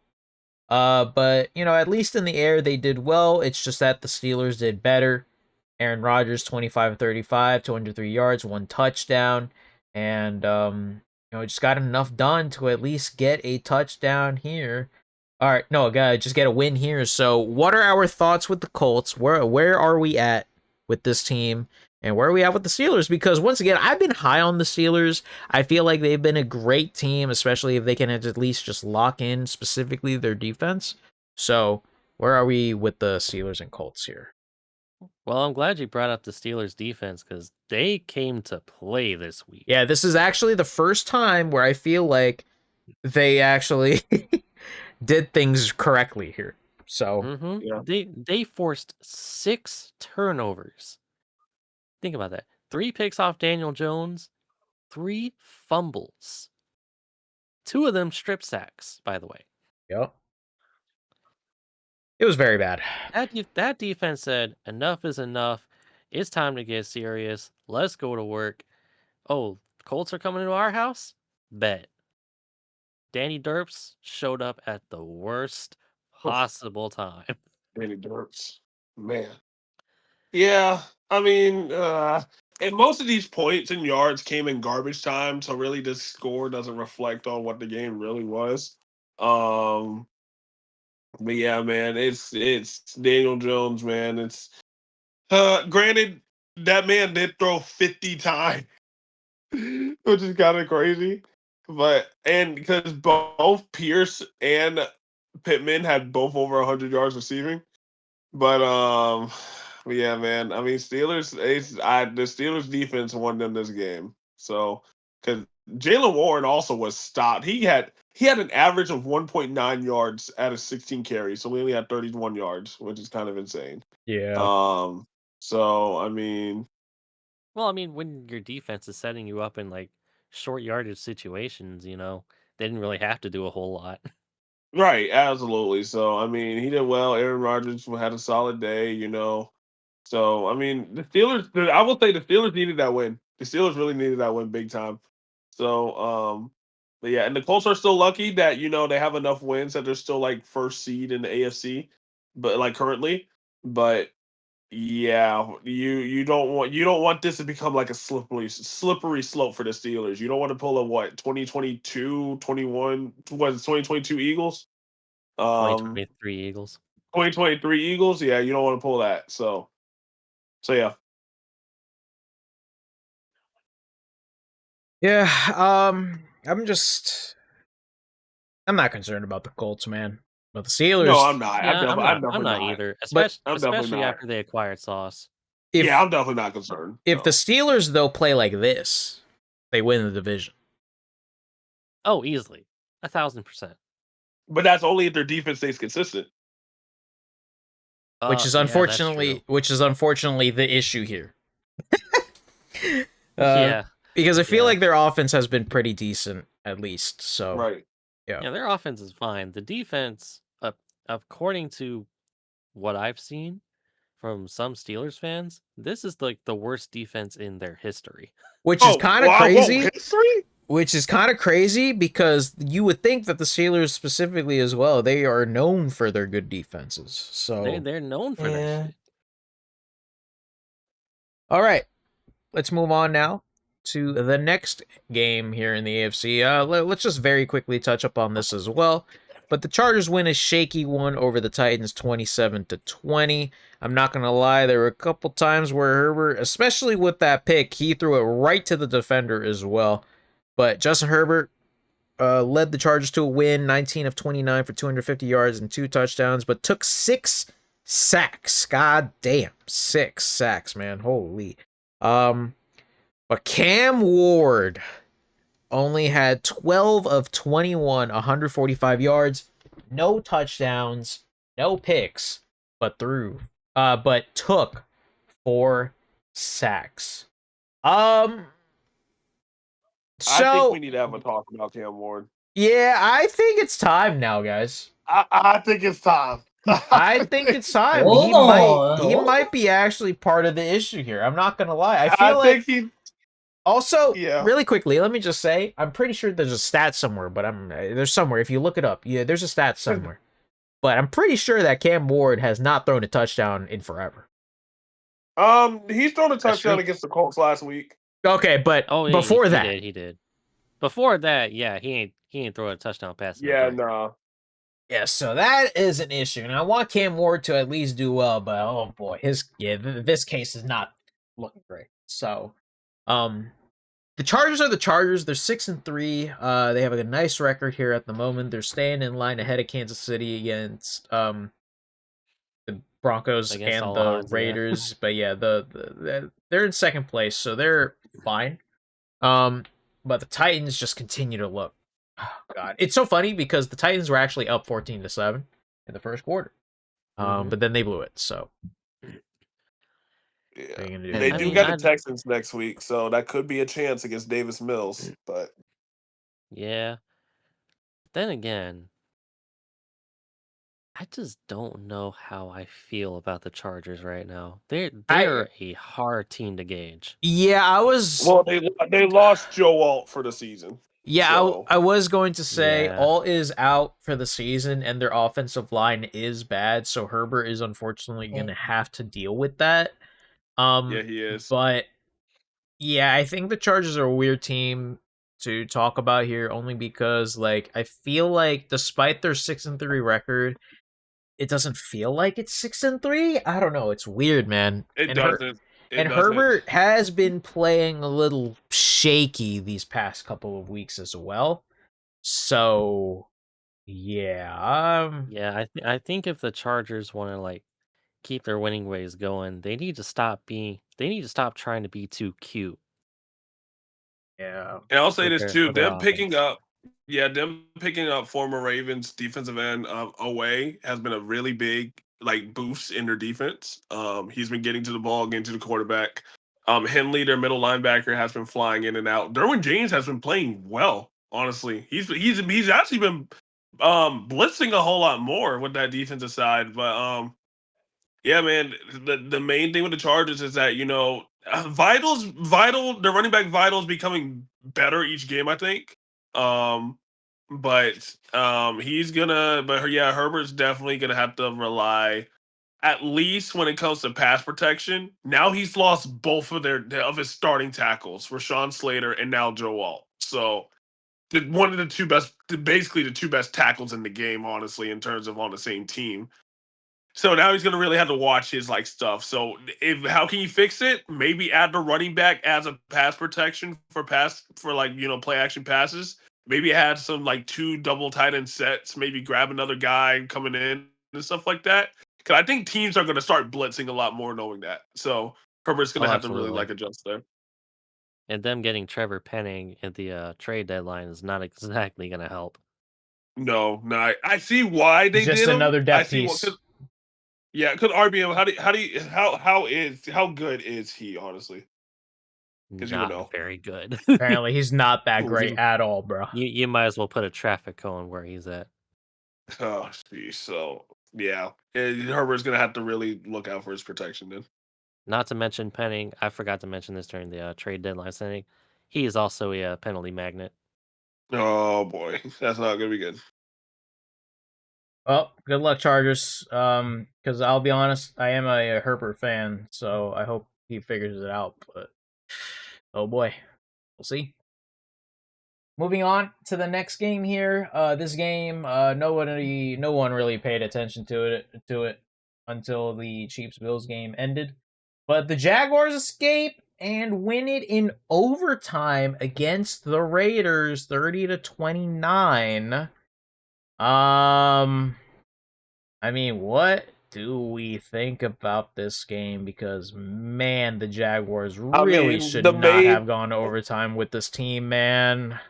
I mean, the main takeaway is just Cam Little's 68-yard field goal. Yeah, that is true. The record-breaking 68-yarder from Cam Little was hit here in this game. God, dude, the Jaguars are so weird, man. Ever since the Chiefs game, they are such a weird team.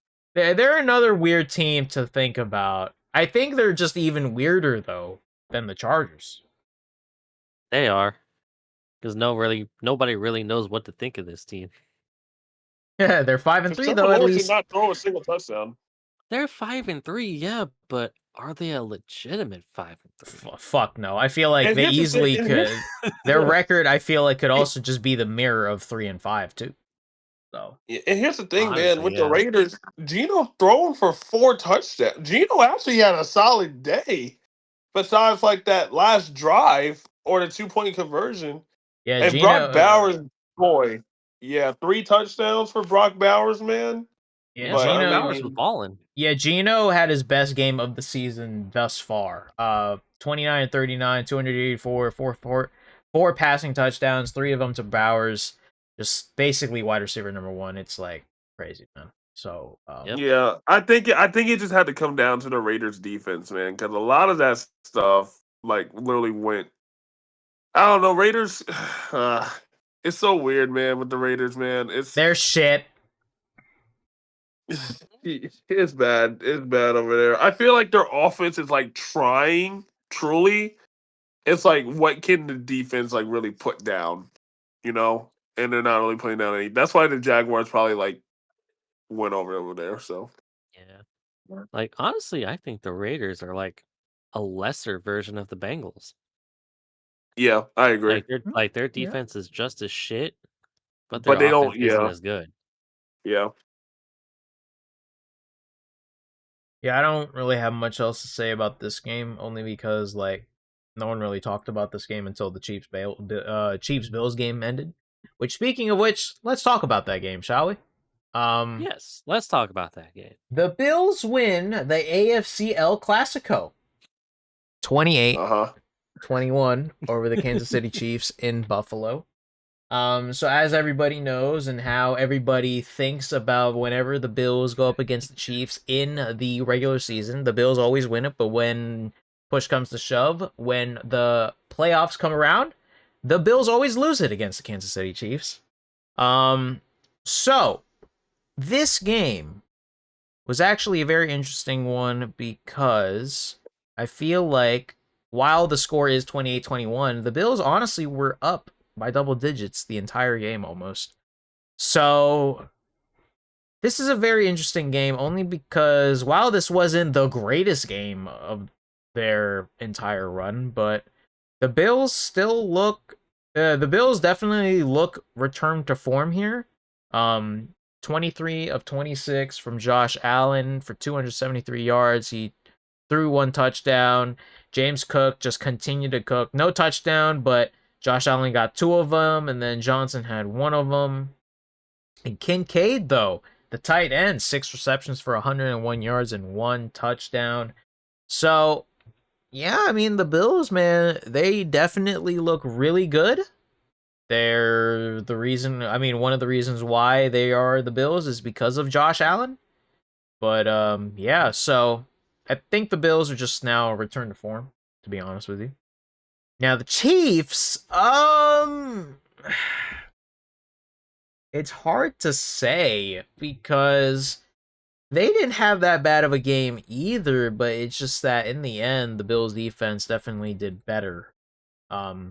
Other than that 4th and 17 that was brought up. But yeah, so what do we think about these two teams now? But will that streak continue where if the Bills and the Chiefs face off in the playoffs, will the Chiefs just win it all again? Probably. Yeah, No, the Bills absolutely needed this win. Like, yeah, the Bills kind of needed their statement win. I think this is as good of a statement win as they're going to get. But Yeah.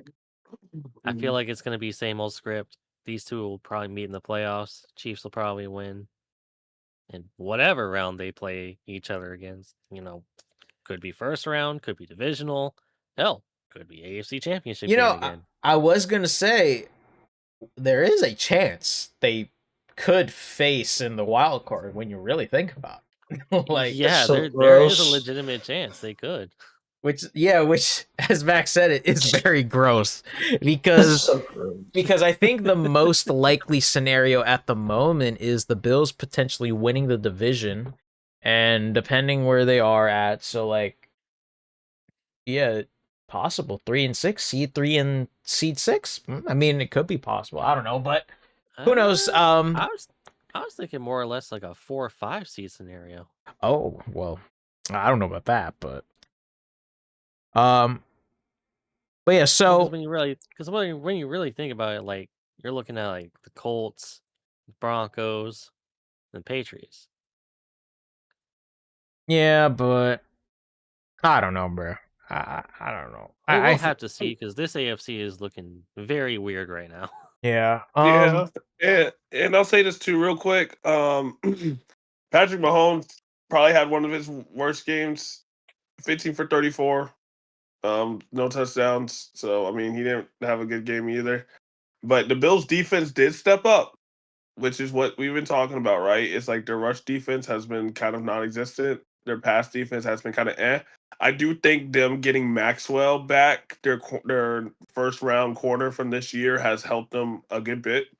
But yeah, and honestly, Joey Bosa has been impressing me this year, honestly, because there's been a couple of years on the Chargers where he's not really been like that it factor, but he's been showing his presence a lot on this Bills defense, and I've been really impressed with him. So, especially with Ed Oliver out, it's good to see. So, I mean, but yeah, we know the script. I mean, Chiefs are going to come back, Bills going to come back in playoffs. Like it's almost like a routine thing. But what if? No, that's exactly how I was gonna go. This is definitely the season where the Chiefs haven't been impressive compared to last. So I'm very curious as to how this rest of the season can go, because obviously I'm always just gonna lean toward the Chiefs are still the Chiefs. They will still figure it out somehow, some way. And this was kind of at the beginning of the season where they really definitely did kind of figure it out. But now, like, they're 5-4, but the thing is, their division is actually like very, very competitive right now. Broncos still 7-2, and the Chargers now 6-3, and the Chiefs are right there below 5-4. So,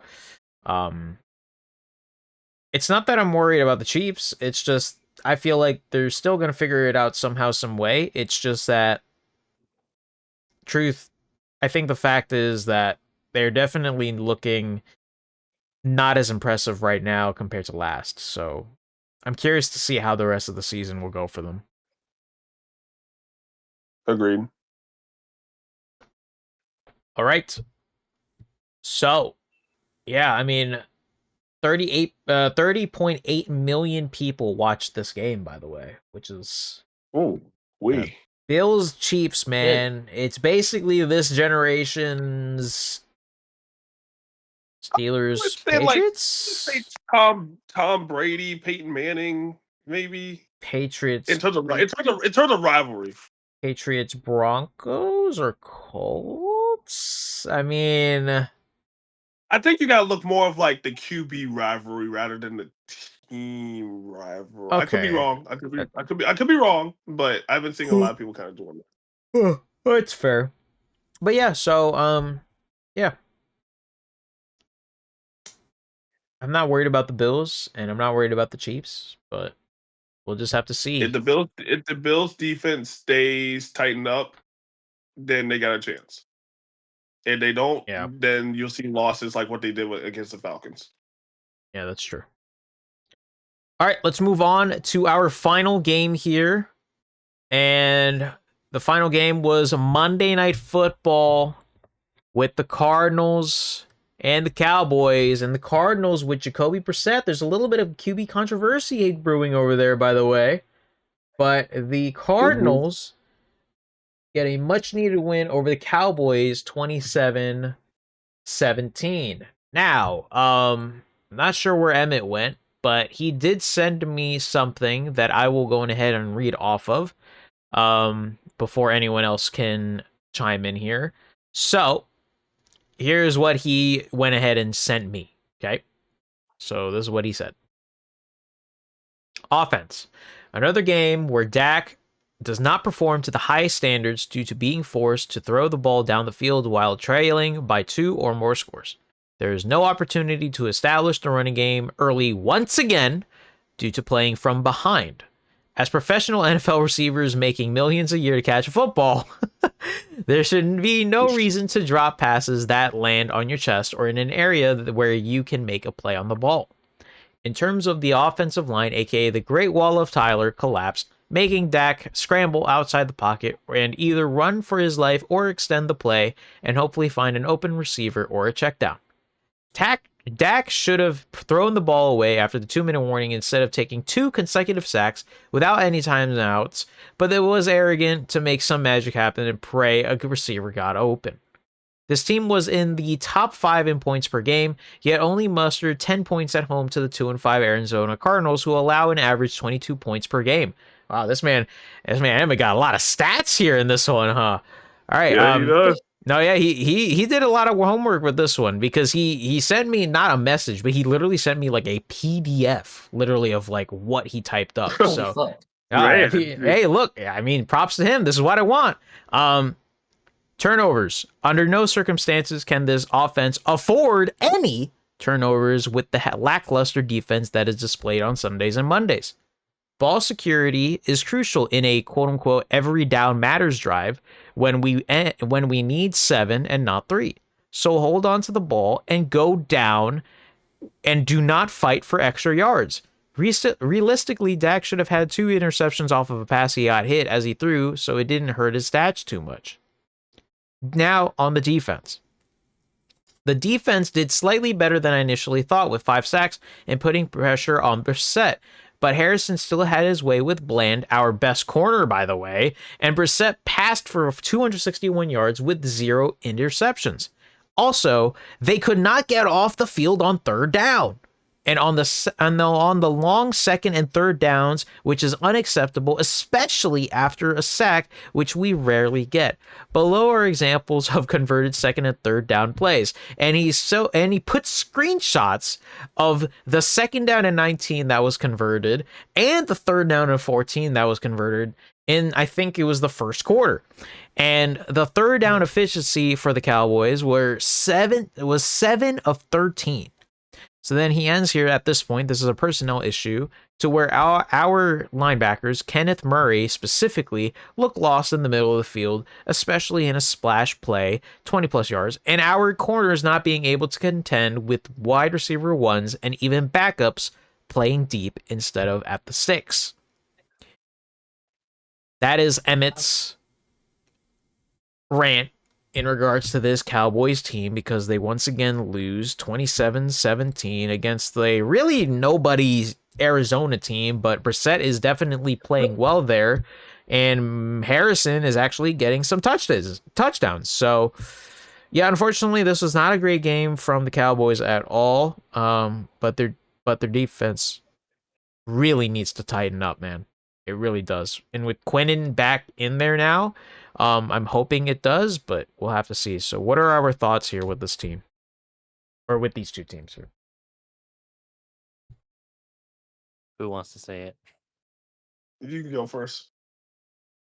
All right, I'll say it. The Cowboys are frauds. Oh, man. How What? the fuck do you lose I've been to to this. Jacoby fucking Brissett? I will say this, RBM. The offense ran a lot smoother with Brissett than Murray, and I hate to say this, we might need to have a conversation about Kyler Murray. I can't believe I'm saying it. I was agree. gonna get to that actually. I agree. We might need to have a conversation. Because the fact that they told Marvin Harrison Jr. that he's going to be the focal point of the offense says a lot. Not like you drafted this man 4th overall, thinking that he's not going to be the overall, like the focal point of the offense. We totally didn't draft you 4th Right. overall to be the And focal point of the offense or anything. Yeah, and I think with 3, how long has Trey McBride been in the league? 3 years?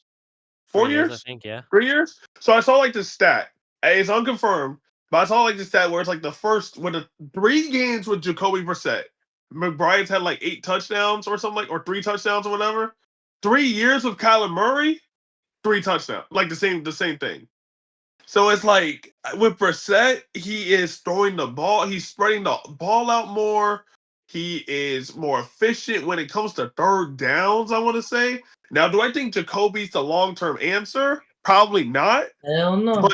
But he's for sure being a lot more patient than what Kyler's doing. Yes, Kyler's more of a dual threat quarterback, but I think sometimes he's just using his legs wrong when it comes to scrambling and trying to find time. Like he's not, being patient with it. So when it comes to the Cardinals, I think Jacoby's definitely spreading out more. Now with the Cowboys, man, they better hope Quentin Williams and Logan Wilson has some sort of effect on this defense. I like when it comes to the run, because the Cardinals' run game was getting going. Deron Bland was getting cooked out there, yo. Especially on that touchdown by Marvin. Yeah, that was bad. He fell down, dude. Oh, that was just a really good. That was a really good patient. It was Marvin kind of ran like a hitch go, like kind of like a fake hitch go, like route to a slant. Which kind of got Deron like kind of just like whoa, because he thought Marvin was just gonna pull like a hitch right there. But I mean, I don't know, man. Like he put Deron Bland in some spaghetti, bro. Yeah, and the Cowboys, man, they were dropping a lot of balls too, man. Like it's something. It's something going on, and it's not looking good down there. So yeah. I mean, well, what do you want me to say? The Cowboys beat themselves. They did. I do think the Cowboys beat themselves because they have a lot of. The Cowboys have a lot of talent. It's just, man, But I agree with Emmett that offensive line was god awful. Cardinals were getting to Dak. How many sacks did Cardinals defense have again? I think like who? 3 or 4, right? How many sacks they had? Yeah. Like how many times did they get to Dak? Cardinals, they got to him 5 times. So 5 Josh times. Sweat had 2 sacks. I know. Calais Campbell had 2 sacks. Nolan also had 1. That's Nolan. Yeah. And let me tell you, man. The fact that old ass Calais Campbell is getting to you. He gets to the QBs now. And let me tell you too, Will Johnson, the rookie corner out of Michigan, he was locking CD Lamb up a couple times. He was locking CD up. But, like, Yeah, but you also have to lay the blame on George Pickens. He was dropping crucial passes. He was, and so was same with Ferguson. Ferguson too, yeah. Like you don't see Ferguson drop passes like that. Yeah, and he had a couple that he dropped. He had like a third down one that he dropped. He had a touchdown one Yep. that he dropped. It was If I'm a little worried about the Cowboys. I'm a little worried. All right. Yeah. So That was the slate, everybody, of the week 9 of the NFL slate. So we definitely got to continue to move on here, but we are officially, as of Halloween, we are officially under 100 days till Super Bowl 60. Can you believe Oh that? wow. 100 days already, man.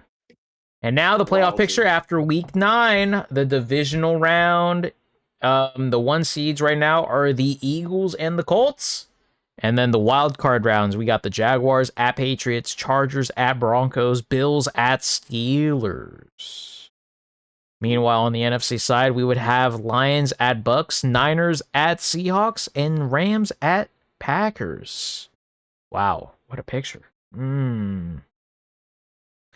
Yeah, so there you go. That's the playoff picture after week 9. Let's now move on to the Swift stories to know, not trade deadline edition, but now, once again, the injury report. And we're going to go through this pretty quick because we are running out of time, low-key. So let's go through this.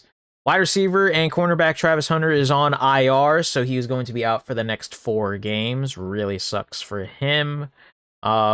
It was revealed in testing that his ACL is intact and that Hunter will be going through additional testing to determine the extent of the injury and how long he'll be sidelined. So, yeah, he was placed on IR on Halloween, so let's hope for the best for Travis Hunter. Moving on, that Ed Oliver could return by the first week of the playoffs, according to Ian Rappaport. So... that would be helpful for potential playoff push here for the Bills. Next up, Isaiah Pacheco is expected to return in week 11. The Chiefs do not play this upcoming week, so there's a chance there to potentially get some help from Pacheco on week 11. So he does also have just more time to recover. Michael Williams, 49ers edge, Michael Williams, feared to have torn his ACL. Very unfortunate for Williams, but then again, this is just another unfortunate example for the Niners that their season has just been very bad with injuries, man. CJ Stroud went down with a concussion, and it was reported today that he will be out for week number 10. So, yep. No CJ Stroud this upcoming week. Tucker Kraft torn his ACL. Very much sucks for Tucker because I feel like that Packers offense is going to look really different with him, not being there now. So, it's going to be very interesting to see how it looks. Kirkpatrick's going to have to step up. Yep. Joe Alt is believed to have suffered another high ankle sprain, only this time it could require a procedure to repair. So Joe Alt is basically pretty much done for a good portion of the season, if not the rest of the season. So yeah, Joe Alt once again out. Michael, I don't know how to say his name, Hoyt of the Bills, torn his Achilles tonight. So another blow to his season and the Bills' defense. And unfortunately, Jaden Daniels, Max, he went down with a bad shoulder injury. And Dan Quinn opens his presser. Dan Quinn opens his presser by addressing the elephant in the room, why Jaden was still in the game in garbage time in the fourth quarter. And Quinn said, quote, "I get that. I've been thinking about it nonstop too. And man, I missed it. That is 100% on me." Not sure how you miss it, but sure. Yeah, sorry, but you were down like what, 20 plus points? Anyways, what was his official injury? It was like a elbow fracture? Dislocated elbow. Yeah, dislocated elbow. elbow. Okay. They said there's no fractures though, so that's good at least. But Marshawn Lattimore torn his ACL on Sunday as well. So another bad injury on the Commanders' end. And another bad injury to Luke McCaffrey, once again, of the Commanders. He broke his collarbone and is headed to injury reserve, and he is most likely going to end. That is most likely going to be the end of the season as well. So, yep. Andre Sisco is going to be out for the rest of the season for the Jets. He had shoulder surgery, and he was dealing with a torn pec. Bears standout edge Dayo Yingbo torn his Achilles and is now out for the rest of the season. So just another bad injury here for the Bears. This time a torn Achilles. Going back to Michael Williams, he feared to have torn his ACL. I think I said that already. Joe All is going to have season-ending ankle injury for his high right ankle sprain. So yeah, he's going to be out. And this was broken today, where Kyler Murray is going to be on IR due to his foot injury, which means he will now miss a minimum of 4 games. Very interesting, quote-unquote, cough, cough, soft benching. Anyways. Whoa. Yeah, yup, nope. Don't want to hear it. Don't want to hear it. But now let's move on. Let's quickly touch back base once again on the Chris Grier firing, or parting ways, I should say, quote-unquote. Chris Grier met this morning with the Dolphins management, and they are going to agree to part ways. Grier has been with the Dolphins since 2000 and has served as their GM since 2016. God damn. Sheesh. Ooh. Mike McDaniel will remain the head coach, but Chris Grier is out, and Champ Kelly is going to be the interim GM now. So there you go. Mike McDaniel will... Okay, I just said that. Mike McDaniel will remain the head coach of the Dolphins. The Baltimore Ravens fined $100,000 for violating the league's injury report policy. Did you guys see that? By incorrectly listing the quarterback Lamar Jackson's practice participation status on Friday, October 24th. So, yep, that is just another statement there. I'm not going to read it, but basically, they just said how they just made an error, and they will not appeal it. Kevin Stefanski says that he is going to be giving up the play calling to offensive coordinator Tommy Rees. Not really sure what that is going to do for the Browns, because the Browns are still bad. So there you go. And Dan Quinn said how he isn't considering any staff changes at the moment, but DC Joe Witt will be moving to the press box. Will move from the press box to the sideline for their next game. Very interesting there, Max. You can see how ass they are. Chargers free agents cornerbacks Asante Samuel, who had a spinal fusion procedure this past offseason, is now fully cleared to return to the NFL. He is going to be a very interesting sign. Apparently, he's going to be going on a tour in terms of like whom he may sign, who someone will sign him. So, very interesting there. Frankie Louvu was suspended without one pay, but then it was reported today that his 1-game suspension was now reduced to just a $100K fine. So he's going to be playing on Sunday. There you go. That's a big change. Yeah, That's a big follow-up. Fined anyway, but whatever. Yeah. Oh, jeez. That's a huge update. Yep. Falcons are signing veteran Kane Gonzalez following a workout this morning. The team is waiving Parker Romo, and Kane Gonzalez, by the way, is the guy who was the hero for the Commanders last season. So, yeah. QB news in Arizona. Cardinals are sticking with Jacoby Brissett. Once again, soft benching for Kyler Murray to be on IR anyways. And Fox has signed Drew Brees to the multi-year deal as a full-time NFL game analyst, where he will partner with Adam Ammon. This move also signals the end of Mark Sanchez. Super interesting. That's my quarterback, man. Drew Brees was also on NBC one of those years. Remember that? Yep. So now they got Sure Tom. Now they got Tom Brady and Drew Brees on the same network. Yep. And imagine them in the same booth together. yup. Ooh-wee. Now that would be interesting. And now, unfortunately, the Jets defense shakeup continues. Apparently, former All-Pro LB Quincy Williams has lost his starting job. I don't know, man. I don't fucking know anymore, dude. I have no idea anymore. So I am just gonna go ahead and just leave that alone.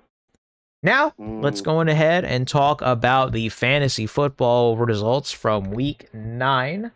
Obviously, just another reminder for you guys to go ahead and edit your lineups whenever possible. But let's talk about week 9 very quickly here because we do need to get a move on.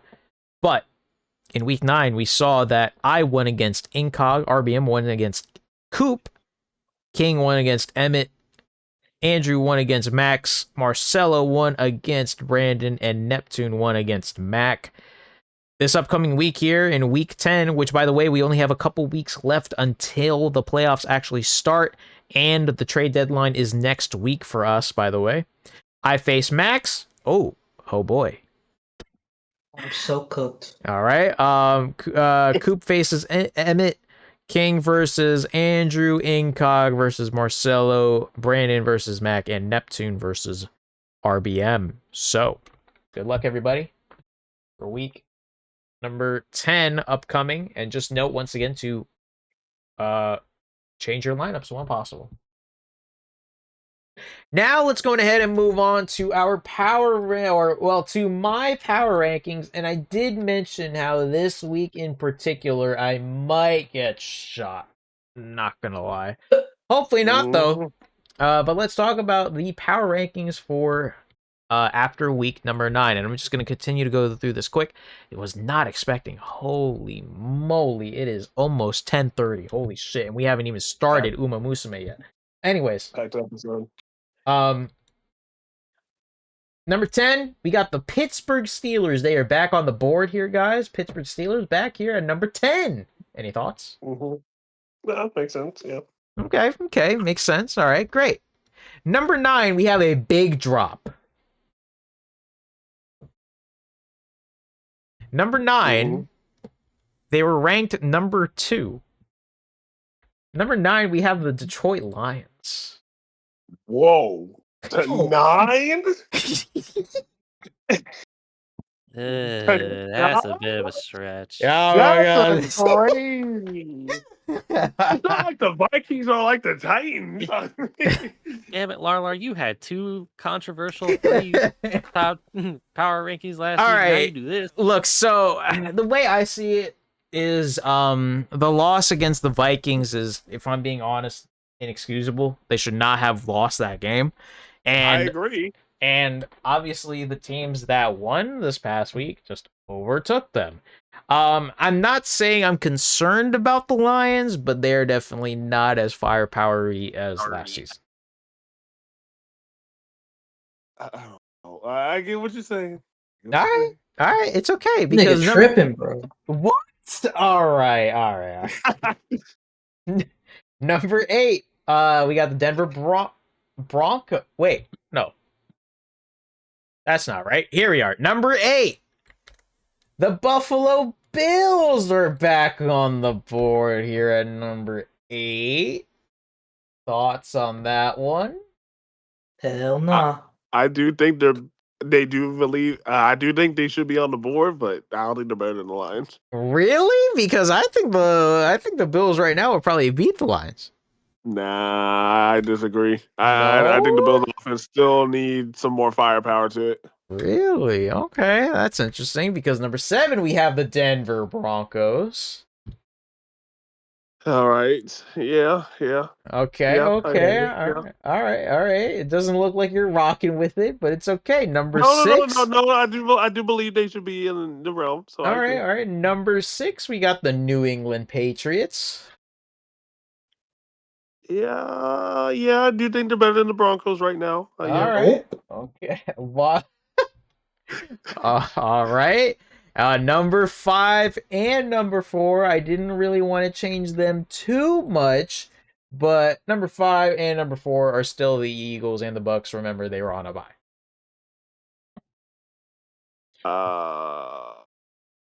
Yeah. Which All right, means yeah, whatever, man. number 3, they went up from 10. We got the Seattle Seahawks at number 3. I think they're top 5. 3? I don't know about 3. What? I think they're like 5th, but I was gonna say 4th or I was gonna say maybe 4th or 5th. I don't know about 3. What?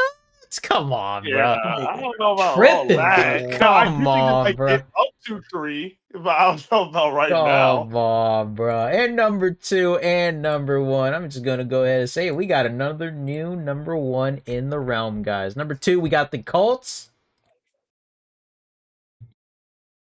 2's the Colts. Who's Yup. number 1? And number 1, I think the LA Rams are the number 1 team in the NFL right now, bro. Whoa. How about we relax here, all right? Whoa. What? Whoa. Maybe You're in telling me- 2001. You're not. But- You're, Rams? you're telling me this. You're telling me Stafford's not potential MVP right now. Like, Bro, they just faced the Saints. What? okay, but Yeah, like, they destroyed a poverty franchise. What are you talking Okay. about? What are we doing here? What are What we do you- do? No, what do no, you- no. wait, what? No, like, no. Go ahead and put the Patriots at number 1. You know we're you're not wrong. putting the Patriots at 1. Fuck Bro, that. I'm about to say I don't know about the Rams. I'll number put the 1. Patriots number 1 when they beat the Bucks this week. All right, that's when I'll put them at number fucking 1. And wait, But yeah, man, and tripping, bro. whoa, what are we and the doing? Bucks outside the top 10. The who? The The Bucks. Buccaneers. No, the Bucks are 4. Okay, the 4. Okay, I'm about to say. Oh yeah, you just said. It. But Rams number 1. I don't know, dog. Come on, like I don't know. Well, hang on. Where did you have the Rams last week? the Rams I had last week was at number 6. Yeah, I don't think they judge. I would have bumped them up to 5 at least. Come Yeah, on. like maybe 4, but 1. yeah, no. This is one of your most controversial weeks. I'm sorry. I can't justify I can't justify being a poverty franchise worthy of going up 5 spots. I can't see it. Look, I'll just be completely honest with you, man. Okay, so who would you guys put at 1 then? Patriots. Fuck no. Yeah, I'm sorry. I think the Patriots Fuck are the no. best team right now. No, the Patriots are not the best team right now. Fuck that. I think they're definitely top 3. No. Okay, so looking at your rankings, right? Looking at your rankings, I would still no. I would put the Patriots at 1. You're right about the Colts at 2. I would keep the Colts at 2. I'd probably keep the Bucks at 3 because they were on a bye. Seahawks at 4, Eagles at 5. I'd put the Bills at 6. I'm not gonna hold you. I'd put the Bills at 6. 7. I guess you can keep the Broncos at 7. That one's fine. Tripping, bro. I'm not I'd put tripping. I'd put the Steelers at 8. Actually, no. I'd put the Lions at 8. I'm not tripping, all right? Anyways. I don't know, Anyway, I put the Steelers at 8. Not Steelers. I put the Lions at 8. Steelers at 9. 10? All right. Let's just move on. Let's just move on. Clearly, everybody was not a fan of my power rankings this week. But Nah, bro, this is one of your more controversial weeks, bro. Whatever, bro. Whatever. Let's talk about Week 10 predictions before we go ahead and end it off here. Broncos Raiders, guys. Broncos Raiders. Broncos wearing throwback jerseys, bro. Give me Broncos by 1,000. Oh, gee. All right. Yeah, get the Broncos. Falcons Colts. Ooh. Wait, where's it at? This one's the Germany game. Oh yeah, Oh, Germany. This one's the Germany game. Yeah, Colts. Colts. Yeah. I'm going Colts. Giants Bears. Oh, Bears. Actually, I got No. Giants and upset. No. I got I'm taking Wait, Giants. what? I'm taking the Giants. Yeah, I'm I taking got the Giants Giants. and No. What? I'm going Yes. Their I'm defense, taking the bro, Giants, bro. It's very No. concerning to me. No. They're good, bro. I think they could take it. For real. I think they Yeah. got it. I mean, just don't bro, see Caleb it. Williams against that front four? Oh, no, Giants. I'm Oh upset. I wait, don't see it. wait, hold on a second. Ooh, I actually wait a minute. No, I'm going Bears. Fuck that. No. Yeah, Just same. fucking God, bro. Same. I got Giants, yeah. Max, Bills, we'll see. Dolphins. Bills, Dolphins. Bills. Ooh. Bills by like 9,000. Whoa. Yeah, I got Bills. All right. Bills. All right. This is gonna be interesting. Ravens, Vikings. Oh. In Minnesota. In Minnesota. In Minnesota? Wow. Look, remember, both of these guys need a win, man. But the Ravens need it more. Wow. Bro, I don't You know, know, bro. That Vikings defense is no joke. I'm gonna go Vikings, bro. I'm gonna go Vikings, bro. Oh, man. I'm gonna go Vikings. I don't know. I'm gonna man. take the Ravens. I'm not gonna lie to you. Still. Ah, jeez. I got. Ugh. this is one of those matchups that can go either way. It can really go either way. Ravens by a field goal because they got a really good rookie kicker. I got Ravens by field. I think it's gonna come. I think this game's gonna really come down to field goals here. So I got Ravens. I think if the Vikings can shut down Sonic and Knuckles, I think they can shut down Derrick Henry. I'm going Vikings. Jordan Mason, bro. I'm not a fan. I'm sorry. There's something I'm missing with him, man.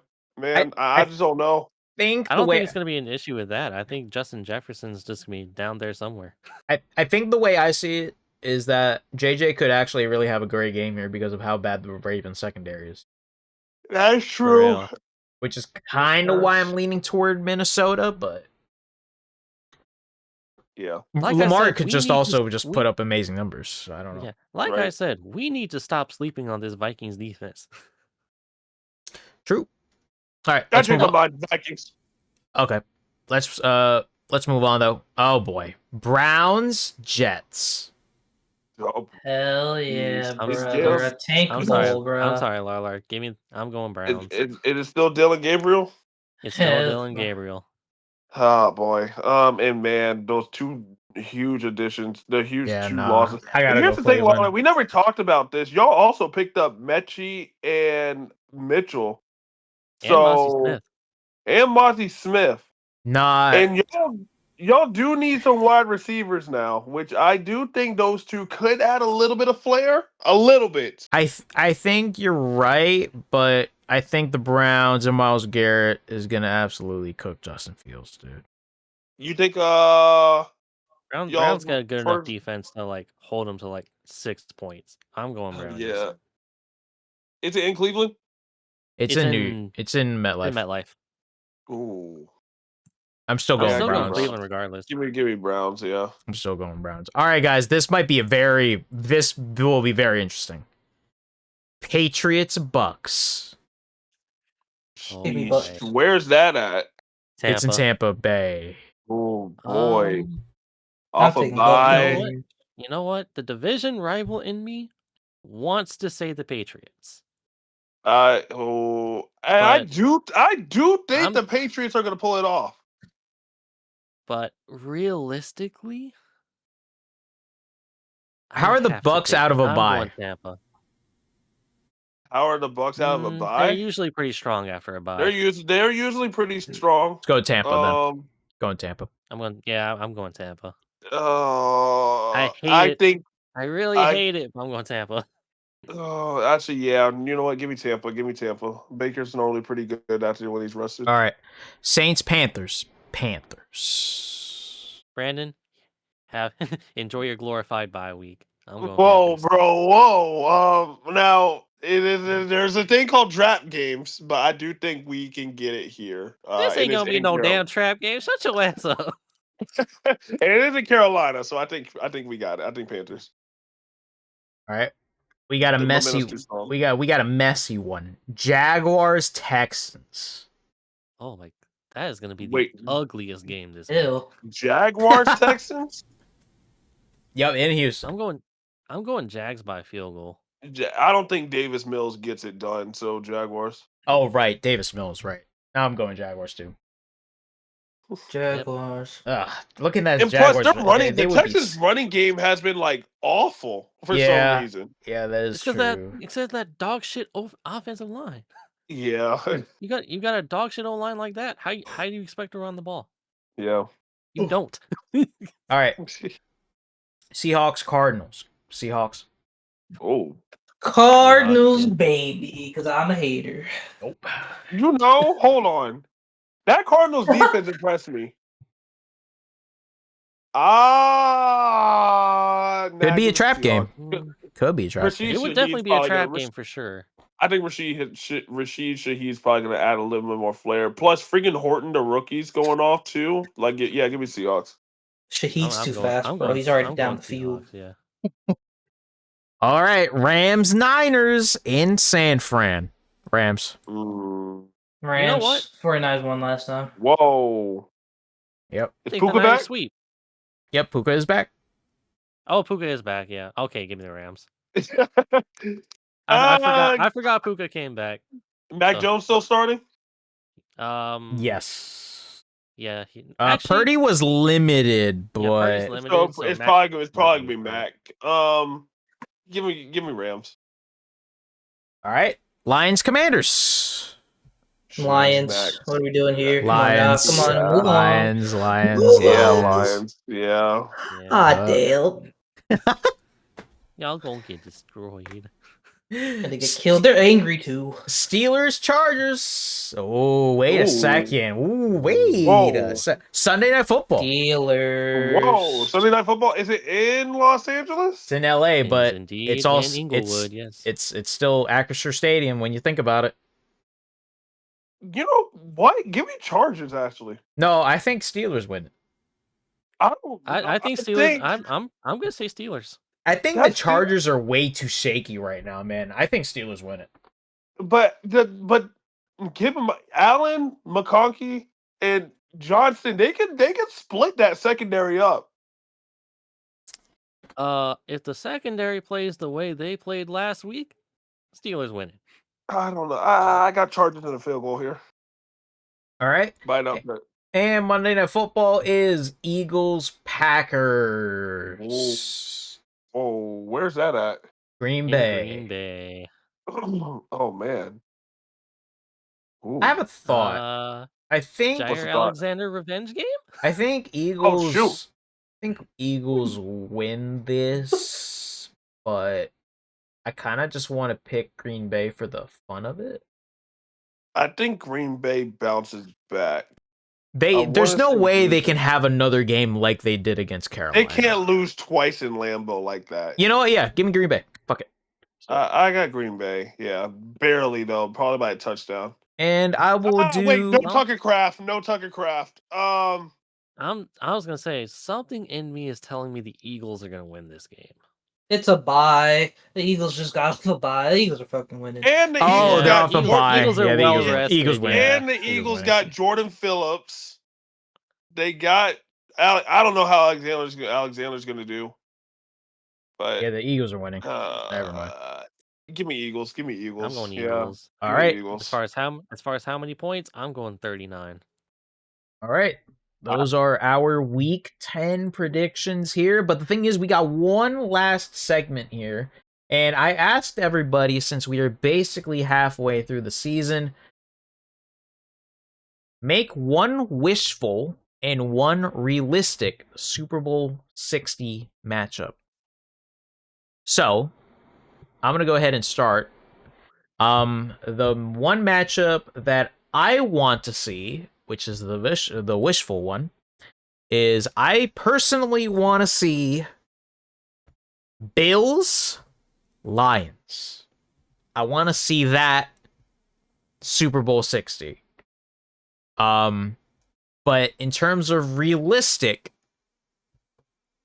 I think it's Bills Eagles. Ooh. Max. What? Well, what? No, there's nothing wrong with it. I don't know. Okay, all right. I'll get to. I'll say for me, I would absolutely love to see a Steelers Packers. Just to see like the way the Steelers are kind of coming up right now, and the Packers still are in the realm. Now, granted, both teams got to fix stuff, but man, that would feed families. But realistically, I see a Chiefs and honestly Bucks Super Chiefs Bowl. Bucks. I see a Chiefs and Bucks Super Bowl, man. That's I mean, Please no. Baker's hot. Baker's hot, and you know the Chiefs are still the Chiefs, but yeah, I can see that. Okay. Who wants to go Max, I'll next? let you go next. You can go next. You sure? Yeah. Okay. So the Super Bowl that I want to see is basically the Super Bowl I wanted to see last year, but that didn't happen. Bills Lions. Okay. What are we realistically going to get? I am going to puke saying this. Realistically, I think we're getting Chiefs Eagles 3. Fuck no. Oh, Don't do that again. Yeah, I Please, man. This is the most open the NFL has been. I do not want us to end up with a fucking Chiefs Eagles again. No. Hold on. I changed that question. Change it. Realistically, there's just a feeling in my gut, right? There is a feeling in my gut that we're going to see Chiefs Packers. Something in my gut is telling me. Because remember this, right? Steelers Packers Super Bowl back in like 2010, 2011. Nobody had the Packers going to the Super Bowl, right? Yeah, I remember that. You know, I was gonna say this is also 27 thing, man. Yeah, It's the whole 27 thing. The thing with Jordan Love being 27 and potentially wait. winning his first Super Bowl is something, but I don't know, man. He did lose on Jordan his Love's birthday. stupid. I don't know, man. I'll tell you this: he did lose on his birthday. I don't think that'll matter though. Like there's just something in my gut that's telling me that's going to be the Super Bowl this year. You know, there is another Super Bowl that I have in mind. I know I said there's one of each, but I think that there's another good Super Bowl that I think we can get. Rams Chiefs. Rams Chiefs. That's a realistic one. Maybe. Rams Chiefs. You know what? Let's let Max say his. Yeah, true. I think mine, y'all gonna be like, oh, whoa, all right, so, the wishful ones right now, I guess. My funny one is the Ravens coming all the way back and just winning straight out and just go straight to the bowl against, I don't know, fuck it, against either the Eagles, Packers, or the Buccaneers. But I think I don't know why it just came to my head first of a game I really want to see in the Super Bowl. But honestly, I'd be down for a Colts Seahawks. I don't know, just something about that just speaks to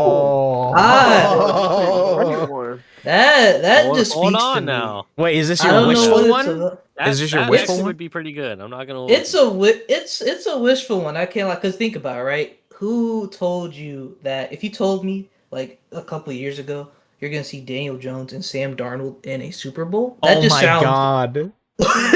That shit sounds great. And they both have great offenses and great defenses. I think they generally could go all the way. I'm not gonna lie to you. But the realistic one, we're probably just gonna get Chiefs Eagles again. So might as well get ready for it. Man, hopefully not, dude. This is the most open the NFL has been, bro. I know, bro. We cannot end up with another Chiefs Eagles again. We can't. Although I think if not, and the Bills actually get it done, then yeah. But if not, then I think Chiefs Eagles. Here's the thing I will say. I do think the Eagles have the better shot of making the Super Bowl than the Chiefs right now. But I really don't want to end up with the Chiefs Eagles again. Yeah. But yeah, obviously we can go on and on about our matchups here, but man, honestly, Colts Seahawks, holy shit, dude. Like that would be the most out of nowhere Super Bowl matchup that nobody had, you know? I think it could generally happen. That matchup would remind me of I know completely different sport. That matchup would remind me of the 2023 World Series. because nobody had the Diamondbacks and the Texas Rangers going to the World Series that year. Oh hell, absolutely not. All right. I'll do one more wishful one. Colts. And let's go with the 27 Packers. Colts Packers. Colts Packers would be pretty good. Those Packers would be pretty decent. That would be yeah. interesting. Yeah. They go down with that. Bro, I just want the Super Bowl to actually be different. Ooh, Please, Lord. Ooh, here's another wishful one. Colts, Lions.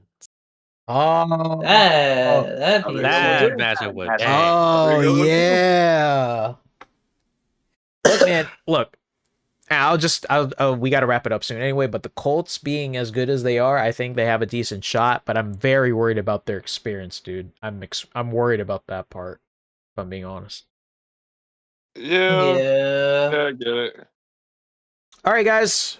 That is going to do it for our big episode of episode 9 of Talking Football with LARLAR. Appreciate everybody listening and watching.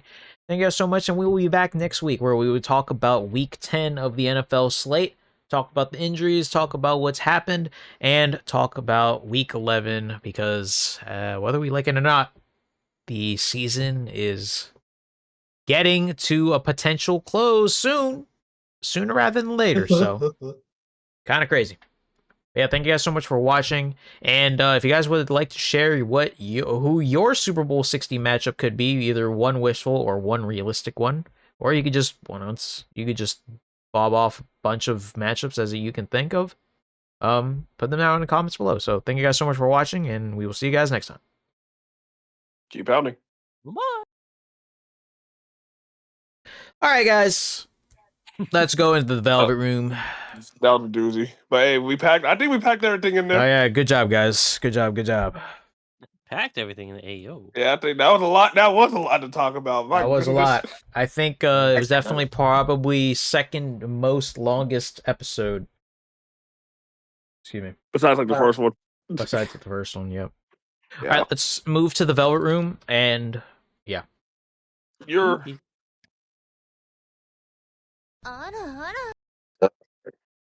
Still Yeah. live, by the way, but I'll be right back.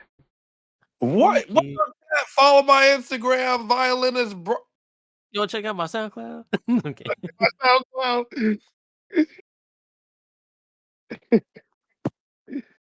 Oh Don't boy. follow me on TikTok. Okay. TikTok. Quentin Williams will be wearing number 92 in Dallas, the same number he wore at Alabama. That's kind of wild. You know, of all teams to give that nigga to, bro, the Cowboys? What are we doing here, man? Jerry Jones was a lion? Bruh. Fuck Jerry Jones and everything that he stands for. No, real talk though. Was that like the big trade that Jerry wanted to keep secret, the Quentin Williams one, or was that the Logan Wilson one? I think it was the. It was definitely. It had to be the Quentin Williams. I actually don't know. Niggas would see Logan Wilson play. Yeah, okay. Yeah. It's like, all right, we'll just throw past him. All right. And now you got Quentin fucking Williams. Already had. Oh, Kenny we Clark should have over said there, bro. this. We should have said this. The Browns said they are preparing for both potential starting QBs against the Jets. They're getting Zach Wilson. You know, I didn't think they could get worse, but yep, here they are. Not Zach Wilson.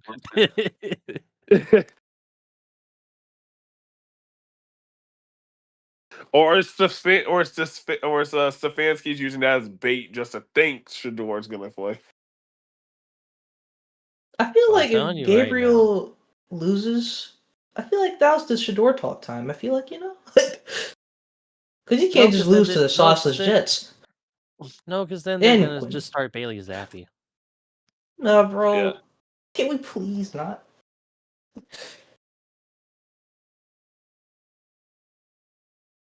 Man.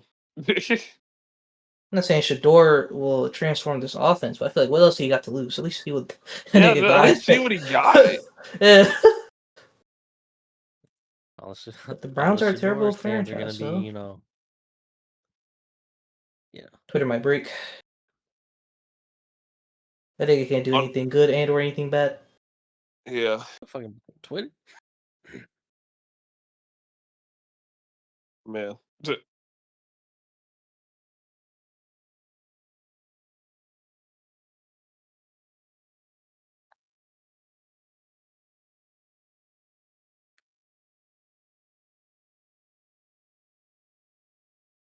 The why you Oh, always right. lying meme is what? Huh? Wait, what meme was trending? The why you always lying meme is now 10 years old. Damn. Oh yeah. 2015. Why the fuck you lying? Why you That hurt always my soul. lying?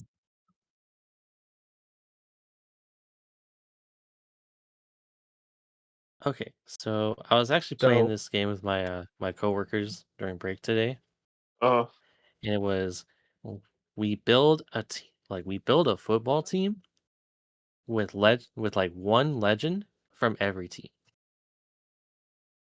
huh. I think I saw that in like a trend on TikTok probably somewhere. That Oh does no, sound that great. shit that shit is trending on TikTok. Yeah. All right, time to pulse for some characters. Let's do Honkai first. Just can't stop him, bro. Oh, did you hear what I was talking about earlier? I was AFK. So me and my coworker just did a game where we built a football team based off like one legend from every team. Howie. Interesting. That shit is a lot harder than I thought it would be. Quarterback to Indiana Jones, baby. That nigga Daniel Jones from the Colts as the legend, bro. No one else can be quarterback. Damn, over Peyton Manning? Over Dan Marino, over Brady, over fucking Montana. Give me Daniel Jones any day. Alright, Bro, people are give me Jaden Daniels. bro, people are calling a lot of people are calling JJ McCarthy corny, bro. Why? For what? What he do? Did y'all see that one video post game? No. Alright, hold on, I'm about to put in Sunday ticket. A lot of people are calling him corny, bro. I just put in Sunday ticket. And like if you look at the quotes like on that one post, yeah, like people are just calling him corny. People are like, bro, you went 1 for 73, you went 173 yards and 1 interception, and you acting like a fake demon. Bro, he just looked like a gremlin. People are saying Alright. stop that corny shit. Let's pull for Cyrene. I'm Pull for- scared. Hold on, let me mute really quick. Alright guys. We're pulling for Cyrene. I don't know if I'm on 50-50 or not. I have no idea. I do not remember anything. But we're gonna try. Here we go. I guess not.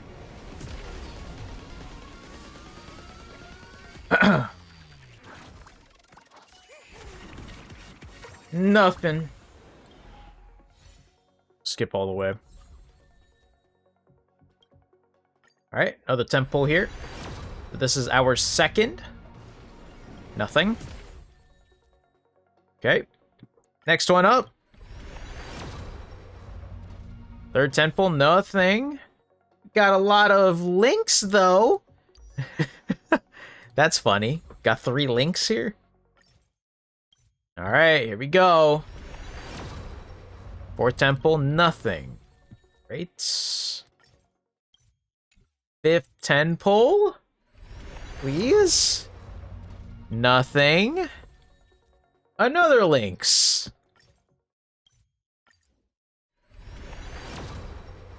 Sixth temple? Could be wrong. 2 more linkses. What the hell? I'm just getting so many links. This is 7th? Here we are. Alright, here we go. Do we win the 50-50? I'm scared.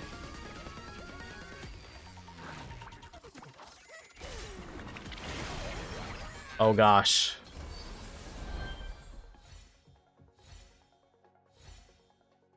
Did we win? What? Oh my god.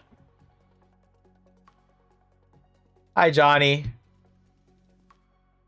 Fushuan? And another Lynx. Brother. Oh my god. Yeah, I don't have her. I don't have her. So yeah, it's good, I guess. But okay. Actually, Johnny, since you're here, man, like what do you think? Should I keep going? I do have 8,681 more to go. You know, do I keep going? See how far we go? I could potentially do this. See if we can get anything here. Wait, we got somebody off here. This is the standard banner. I have no idea if we're on 50-50 on this or not.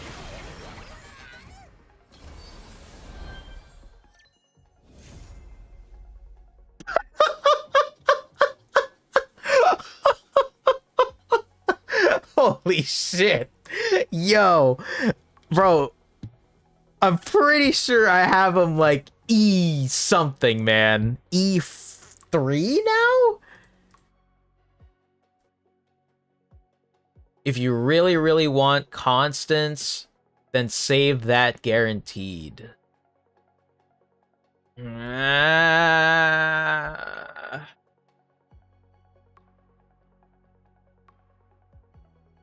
Also, if you're talking about Dahlia, yeah. I think he had like E4 already. Bro, that is hilarious, dude. That is so funny. Oh my god. Okay, so I have her. Was not expecting that at all. Alright, you're good, you're good. He's E5! He's E5 now!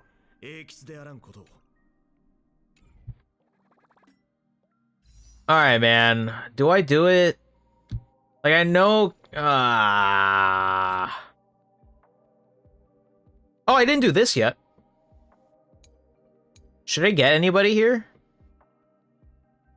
The only character that I don't have here is him. This guy. But I don't know if I should just wait.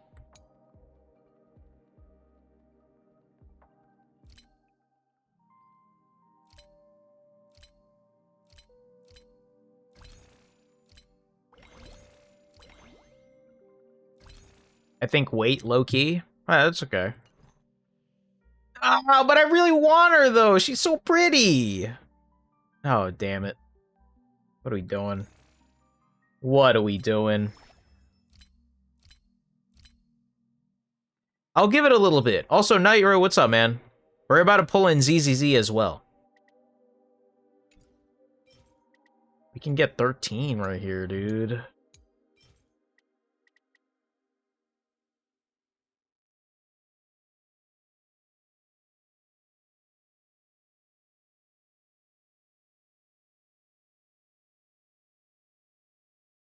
Okay,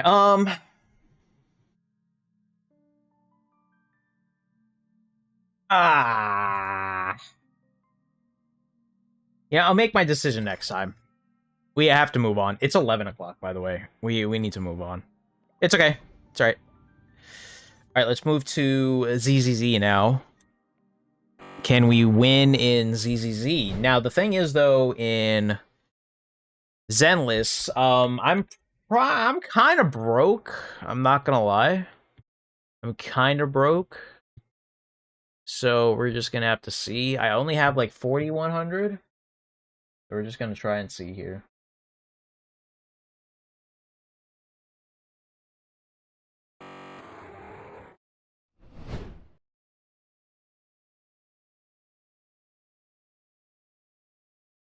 Let's see. Did anyone get Yidhara yet? Did anyone get Yidhara?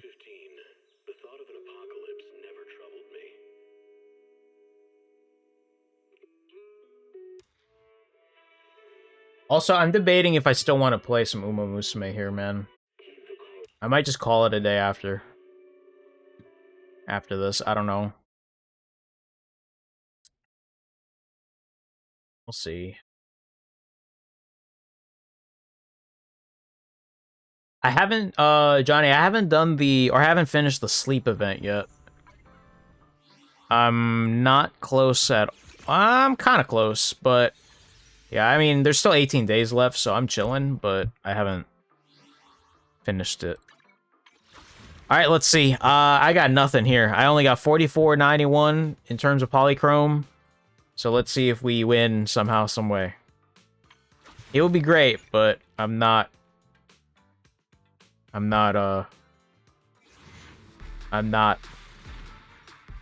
seeing here. Nope. I would absolutely love it to give me some more multiple A's just so I can, you know. Yeah, we're about to run out, dude. Nope. Ben. All right.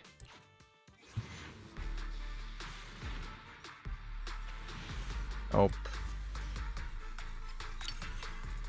All right. Let's go through the signal shop.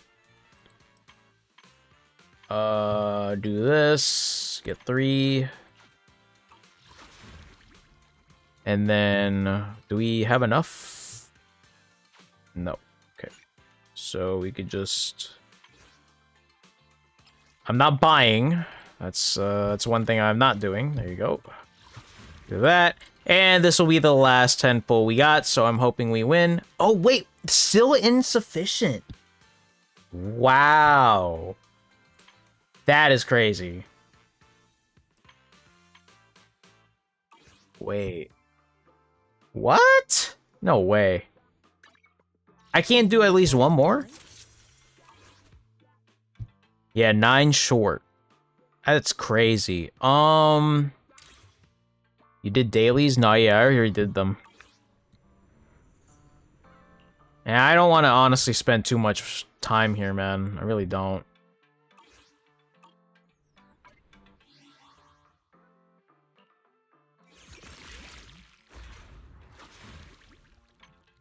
Bro, she's so cool. Yeah, I was just gonna do this. Where is it? Where'd it go? There it is. Final callback. Or yeah, do a quick count hangout event. It's true. I can do either Corin. Ooh, Evelyn. Nope. Evelyn right here. Yeah, I was gonna say, I think the trials is gonna be more quicker, no?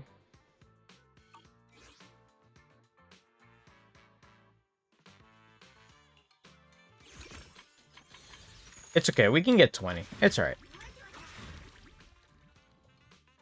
No matter where we go, meeting you, my dream seems to have become a reality. Alright, let's just do this really quick.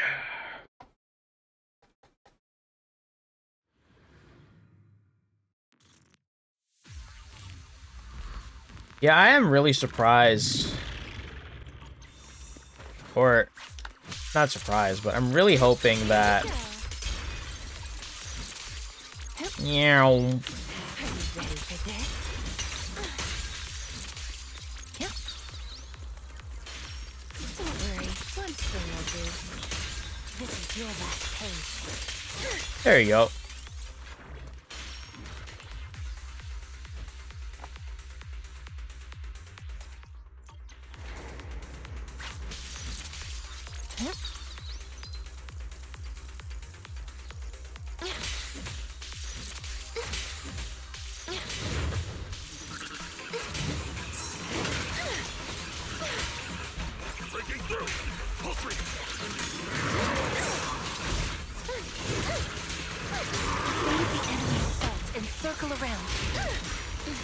After triggering,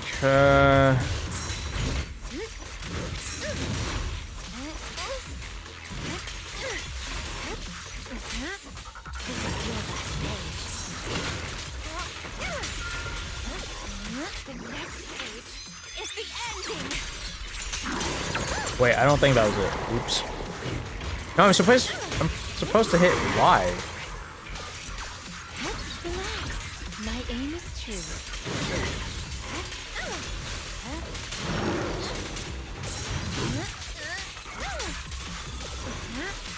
Wait, am I missing something here? Basically use EX as a parry. Okay, hold on, here we go. Press. While charging, if this clashes with an enemy attack, it will trigger a surge. Oh, okay.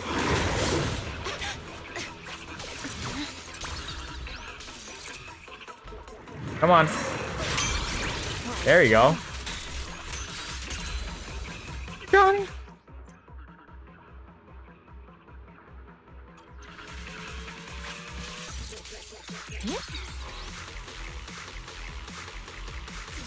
Here we go.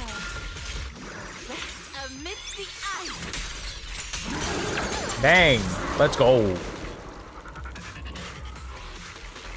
Alright. Just want to get this done. It seems the story's not over yet. Sleep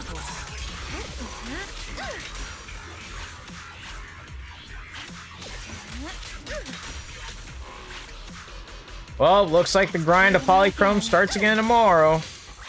Although I do need to edit Friday's video, I just realized that. But yeah, that's kind of why I need to, like, probably get off after this. Like, I know I said I was gonna play some Umusume, but I just don't think I have the time now.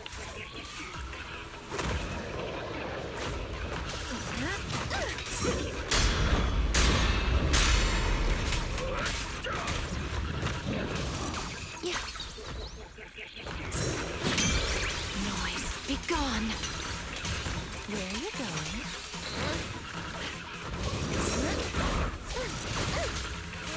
Get him! The next page is the ending.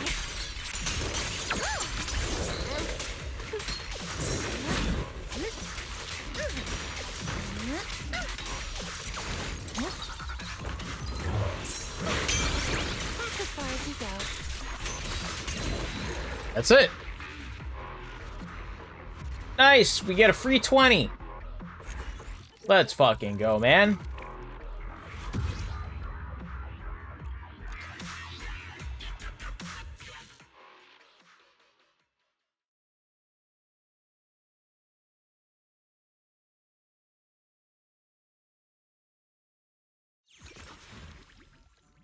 All right, let's go ahead and see. Will we get Yidhari? We do need to win the 50-50 though. So I'm kind of worried about that. Nope. Well, all good. The grind for more Polychrome begins tomorrow because now we only have 11. Holy shit. All right. That's fine. That is A-okay.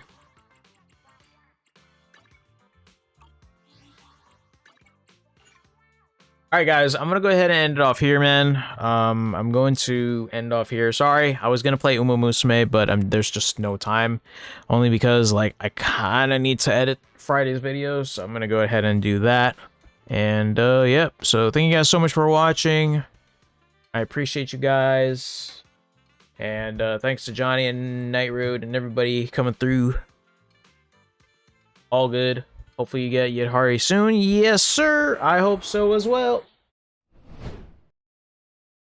All right.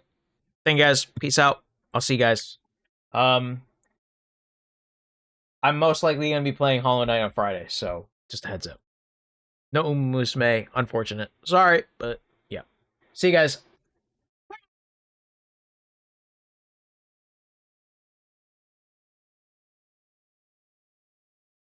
Also, no